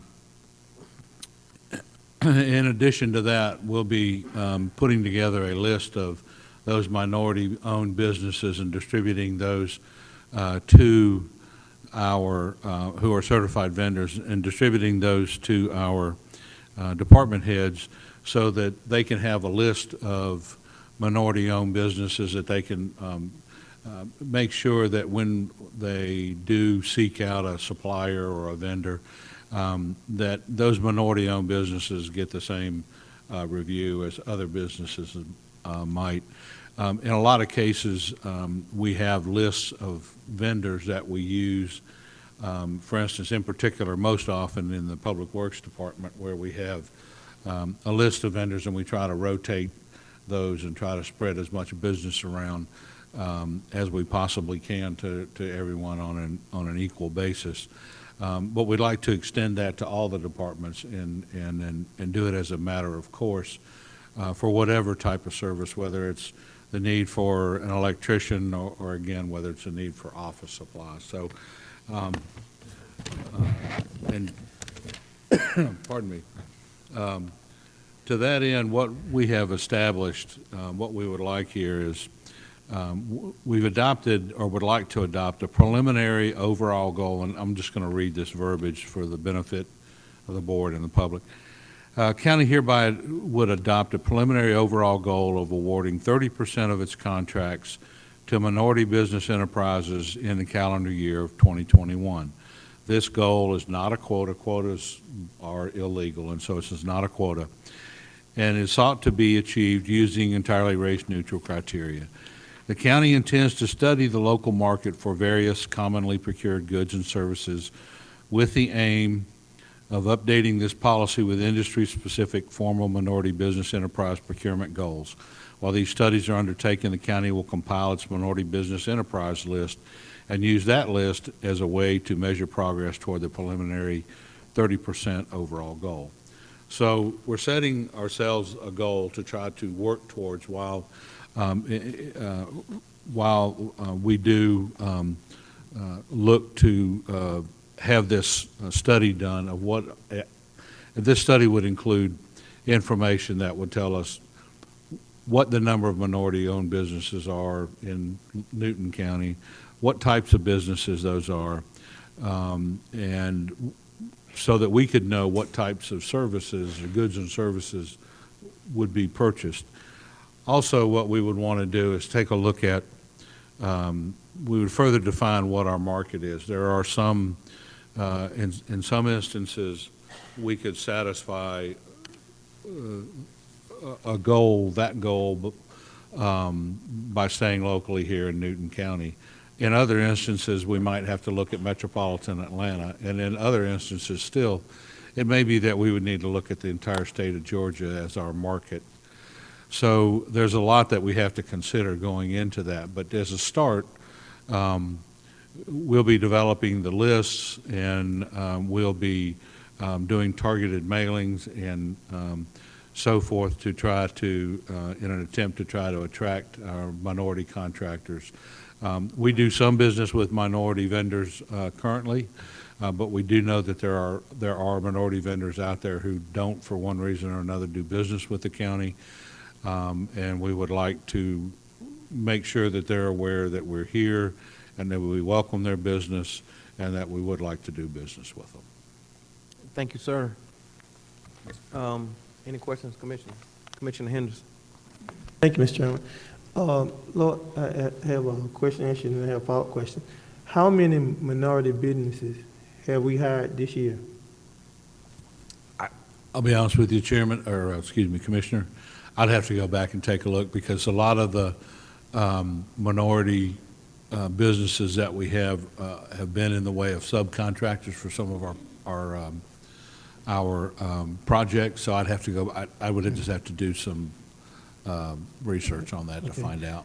Second follow-up and last question is in 2021 when I think we get to do that 30%, what you are referring to, how will we know, how will the public know exactly how many minority businesses that they'll have? Is it going to have it on the website, or it's going to be published in some sort of way? Or I mean, I'm asking.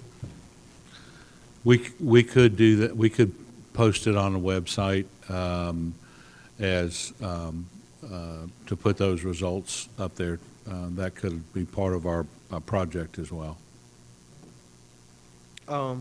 Commissioner Schultz and then Commissioner Mason. Thank you, Lloyd. I certainly am in favor of this procurement policy. However, I believe that we need to also address women-owned businesses. So there needs to be, I think that we need to add minority and women-owned business and have a clause that speaks to women-owned business. I know that I bid on a lot of projects with my own business, and most states and municipal jurisdictions where we bid, there is a clause, there is additional consideration for, in the same clause, it says minority and women-owned business. So I would like to add that if we need to, I don't know, when we approve this, if we need to go back and add that to this particular language, I would suggest that we do that. I think that that will show that we are a very progressive county.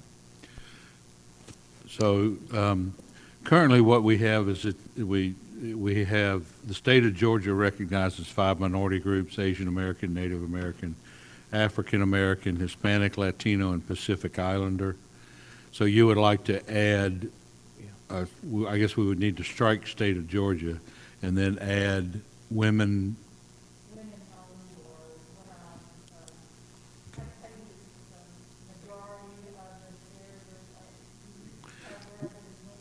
Women-owned I guess, and businesses. then we would need to, we'd need to verify because under this definition, it says minority means an individual who's a member of a race, which we'd have to wordsmith this, is a member of a race which comprises less than 50% of the total population. So maybe we just say minority means an individual who is Asian American, Native American, African American, Hispanic, Latino, Pacific Islander, or a woman. Well, I guess I'm not sure that a woman is considered a minority, but I think that that second category is minority. Yeah, it is. It is. Yeah, it's, Mr. Kerr, I think we ought to just add women-owned business to what you already have. Minority and women-owned. So minority and women-owned business enterprise procurement policy. Maybe that's how we. Yeah. Okay. Yeah, that's fine. We can certainly do that. That's easy enough.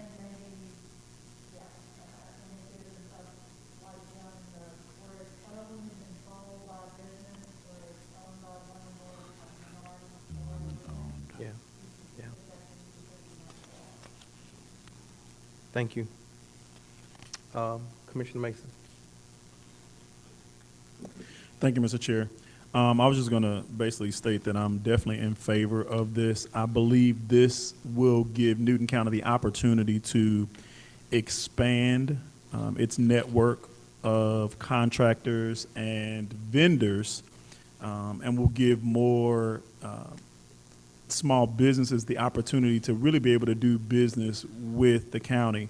I know when I ran for my campaign in 2018, in District 2, there were several small business owners in District 2 that would love to do business with the county, but they're basically, I guess, didn't get that opportunity, and so they're going to, Atlanta or Gwinnett to actually do business when they are taxpayers here in Newton County. So I think this will be a great opportunity for us to be able to reach out to those small business owners that live here and even be able to have a registry of those small business owners so that I think like our county manager said, where they can bid to be the contractor or if not, they can be the subcontractor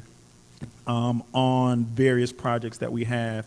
And I think that's going to really show that we are striving to really build our small businesses here, because I know a community, a lot of times they thrive off of small business owners. So I think this will be a great opportunity for us to be able to move forward and put this in place. Thank you, Mr. Chair. Thank you, sir. Commissioner Edwards. Thank you, Mr. Chairman. So the preliminary goal of 30% overall, I want to make sure I understand, we're not going to attain that goal by excluding non-minority contractors. We're just going to try to attain that goal by expanding the promotion, the encouragement, and awareness to the minority owners. Right. Regardless of what we do, we would always want to get the best contract or the best bid, whatever it is. However, what we want to do is to make sure that we are doing our utmost to attract minority businesses or minority business owners to bid. In the past, we have not had very much minority participation in, when we put out an RFP for bid, we don't have a whole lot of minority participation.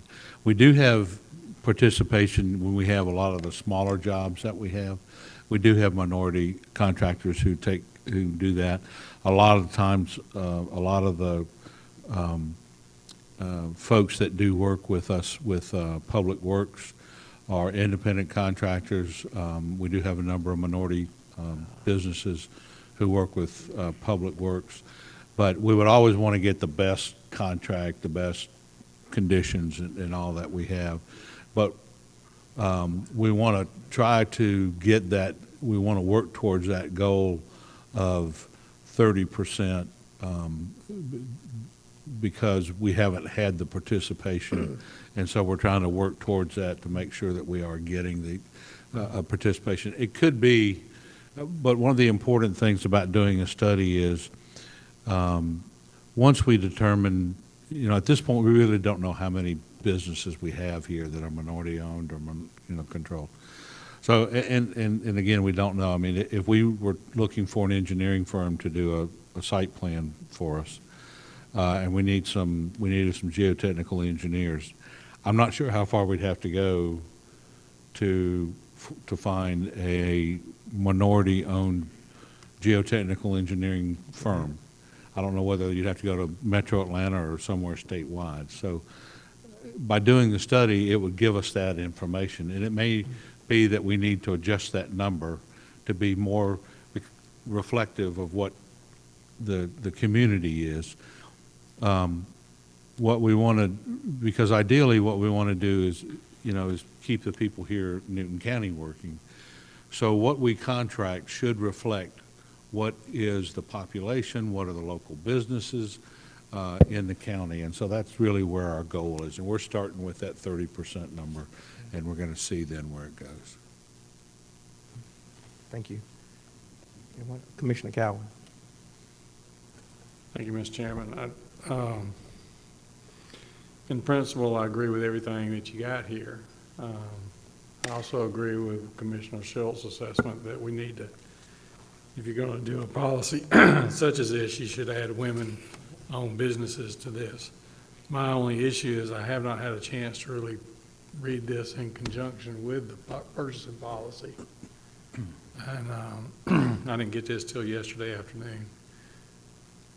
I would like to spend some time with the attorney and just ask a few questions that may be relevant before I would consider voting on this tonight. Nothing to discuss publicly here, just a few things that I'd like to just get her opinion on some things. So that's where I'm at. Thank you, sir. I would ask you to consider tabling it just to let me get my thoughts out.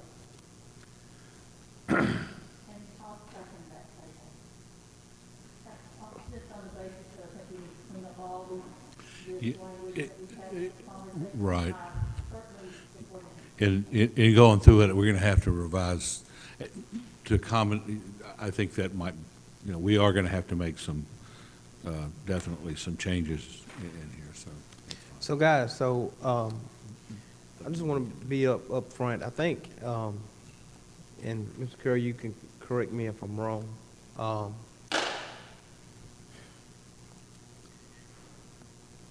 The minority contract that we given out, I think was the Fosters, it may be like $100 and something $1,000. The subs that we've given out is because, and I'm gonna be open and up front because I think this, it's crazy to me. The subs that we're giving out is contracts that Jason and Billy had to beg folks to do. And I'm gonna just be honest, that nobody else would take. And they went and found some African-American guys to do some of the things that nobody else would do. And that's a shame. That's a shame. They can find somebody to pour a slab over at the Judicial Center. So they had to go find some guys to do that type of work. That's a shame. I don't know what we need to work out, but I hope that we can get it worked out really quickly. I've been here 4 years. And there have been millions of dollars given out from this horseshoe through road projects, building buildings, now fire stations, Judicial Center. You don't see any African American contractors over there. I don't see, and I'll be over there now, and I've been at these places, I don't see any minority-owned businesses there. No, I don't see the business owner. But if I did I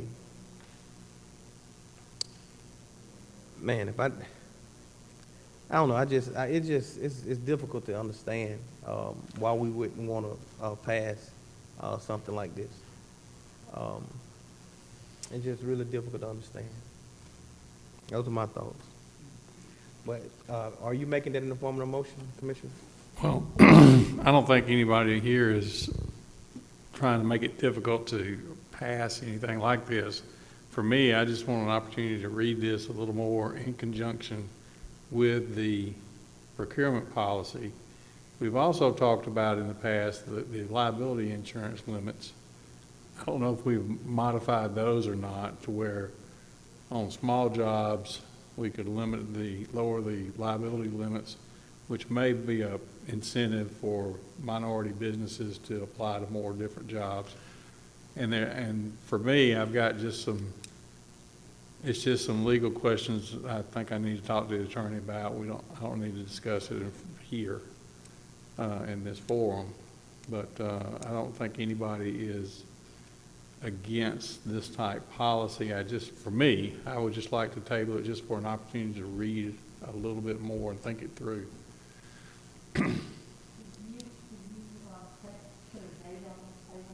Yeah, the next meeting, I think we'll be ready. Okay, so you making that in the form of a table? Yes. In the motion? I'd like to table it till the next meeting, and then we'll be ready to vote on it. Okay. Can I get a That should second? give me plenty of time. It's been motioned by Commissioner Cowan and second by Commissioner Schultz that we table this. Discussion, Commissioner Henderson. Thank you, Mr. Chairman. I think it's very important, we can make a motion, we can second it, and then we can ask the county manager to go out and kind of work it out. You come back in 2021, you find out that what you really were talking about may have been nothing, because you got to have somebody at some point to be able to at least give some of these contractors, minority contractors, an opportunity to do some of the work. And I think if we said 30%, even if you, as much you, I think, Mr. Chair, you said you didn't like to see it, you had to go out and find somebody to pour a slab who was a minority small business, then maybe that may be the case what you have to do. And you need to keep a track of it, because, because we can say something this year and next year, and if you're not careful, I have to ask Ms. Jackie what we do last year. And so we may forget about it when extra time come down to hire these people. So let's try to get it right if we can. Thank you, sir. Anyone, Commissioner Schultz? So I'm very much in favor of moving forward with this policy, but I just want to make sure that all those concerns that I have about the women owned are integrated through here, and that we have a clean policy that we are very comfortable with. So I just want to make sure that we are very clear that this is tabled till the next meeting and not indefinite. Because I think it's important that we move forward. And Mr. Chairman, if it's okay with you, after I talk with the county attorney, I'll talk with the county manager about any concerns that we have or any recommendations, and then he'll incorporate that into a policy to bring back. Is that right? If he's in agreement with it. If you don't mind, I would love to be in that meeting when y'all have it. That's fine. Yeah, thank you, sir. Anyone else? All in favor? Stand tabled to our next meeting. Thank you so much. Next is citizens' comments. This is an opportunity that we allow citizens to make comments about any subject. You may come at this time. You have 3 minutes to do so. Please state your name, your address for the record, please.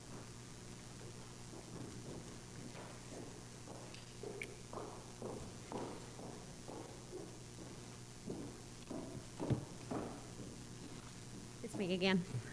Sarah Hall and 160 Benny's Terrace, Covington, Georgia 30014. I've actually never done citizens comments, so this is very strange.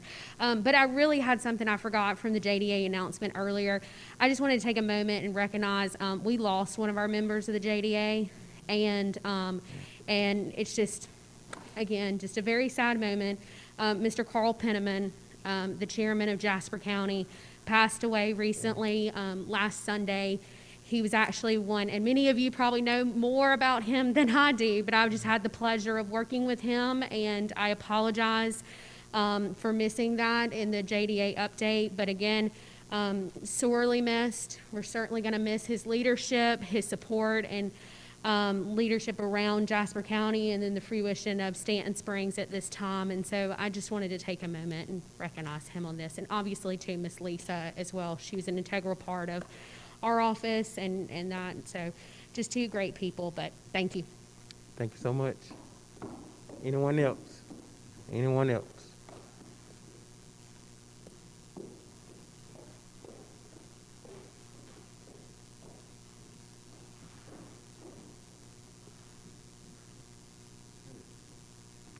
Gene Wills, 125 Homestead Way, Covington, Georgia. It's nice to be here amongst you commissioners.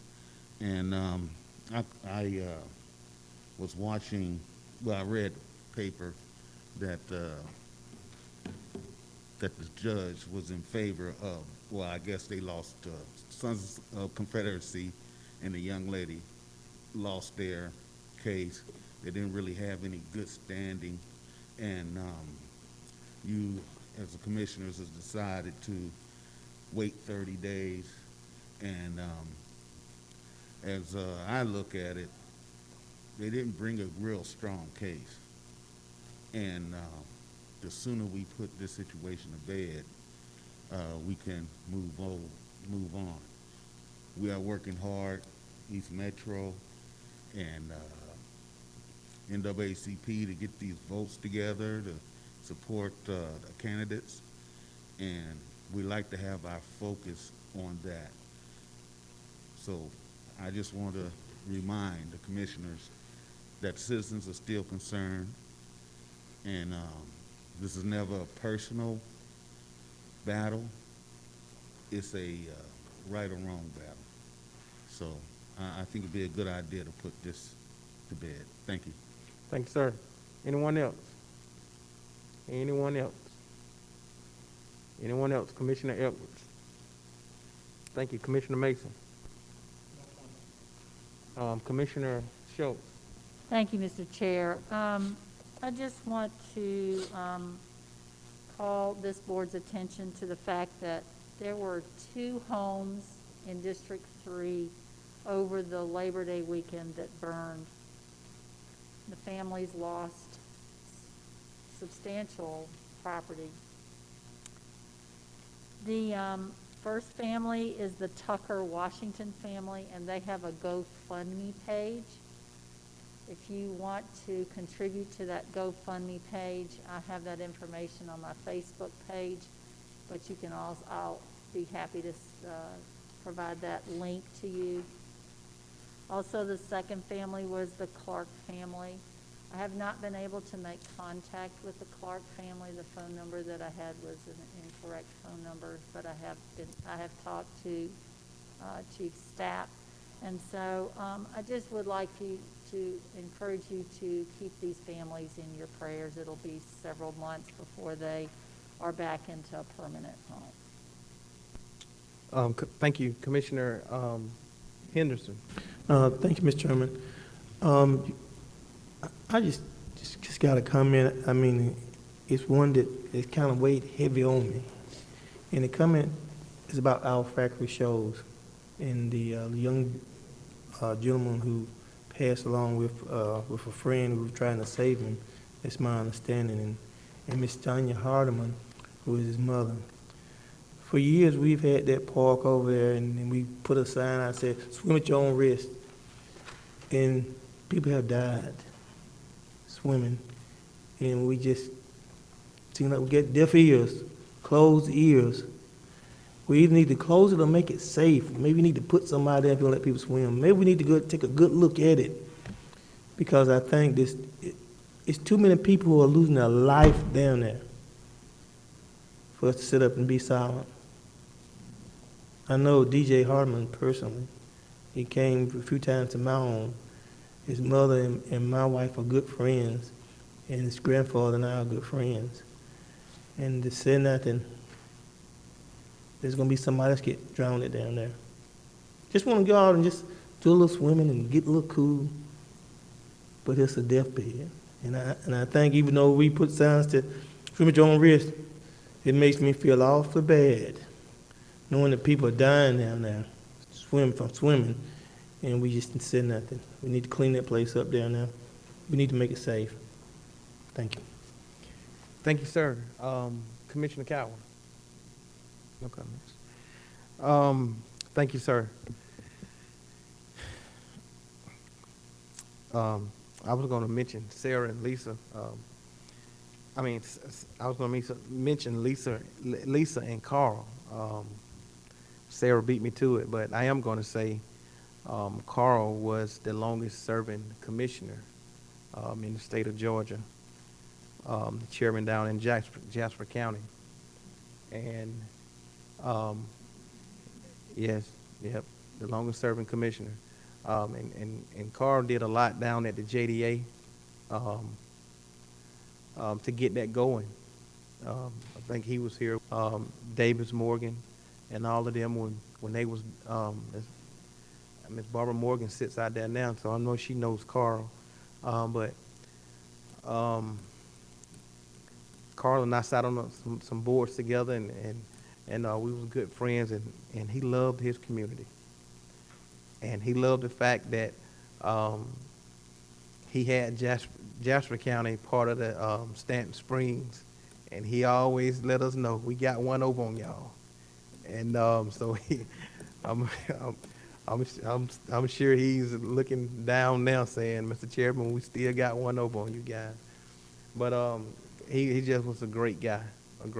And I was able to attend his funeral, and he was loved you could tell he was loved throughout the state. There were so many elected officials there, man. It was unbelievable, unbelievable. Also, Miss Lisa, you know, I tell the story all the time. When I first got elected, and I was sitting in my office, and of course, you know, Miss Lisa was Chairman Ellis' assistant as well. And I remember the first day that I was sitting in my office, and I ain't gonna lie, I was scared, didn't know what to do. And Miss Lisa peeped in there and said, "Hey, I got this out here. You need to get out there and start beating them streets and start building relationships." And she said, "Go on, get going." And I never forget it.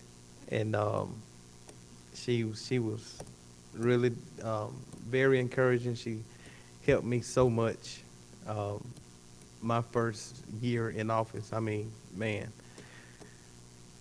if it went for her, I don't know what I would have done, but I'm just thankful that I had the opportunity to know her as a person, and I'm just thankful. So y'all please keep her family and Carl's family in prayers.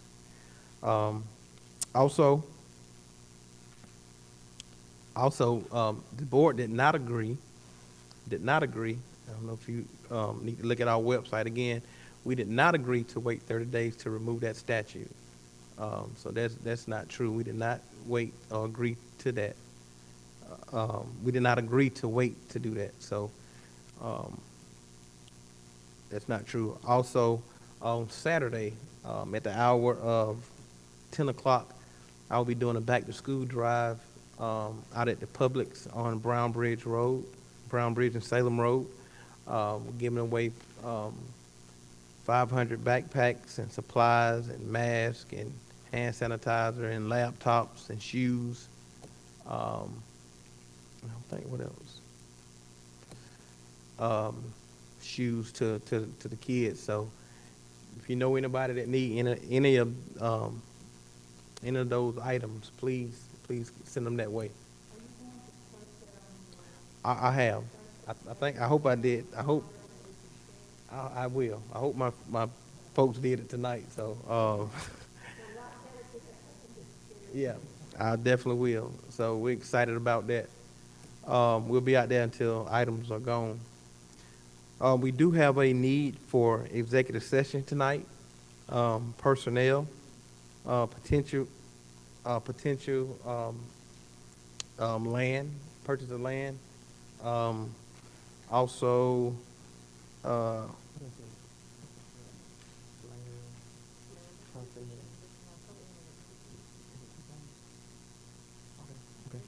we will not be taking a vote tonight. So thank you all for being here tonight, and we greatly appreciate you. I seek a motion that we move into executive session. Is a motion by Commissioner Henderson and a second by Commissioner Schultz. All in favor? Pass 5-0.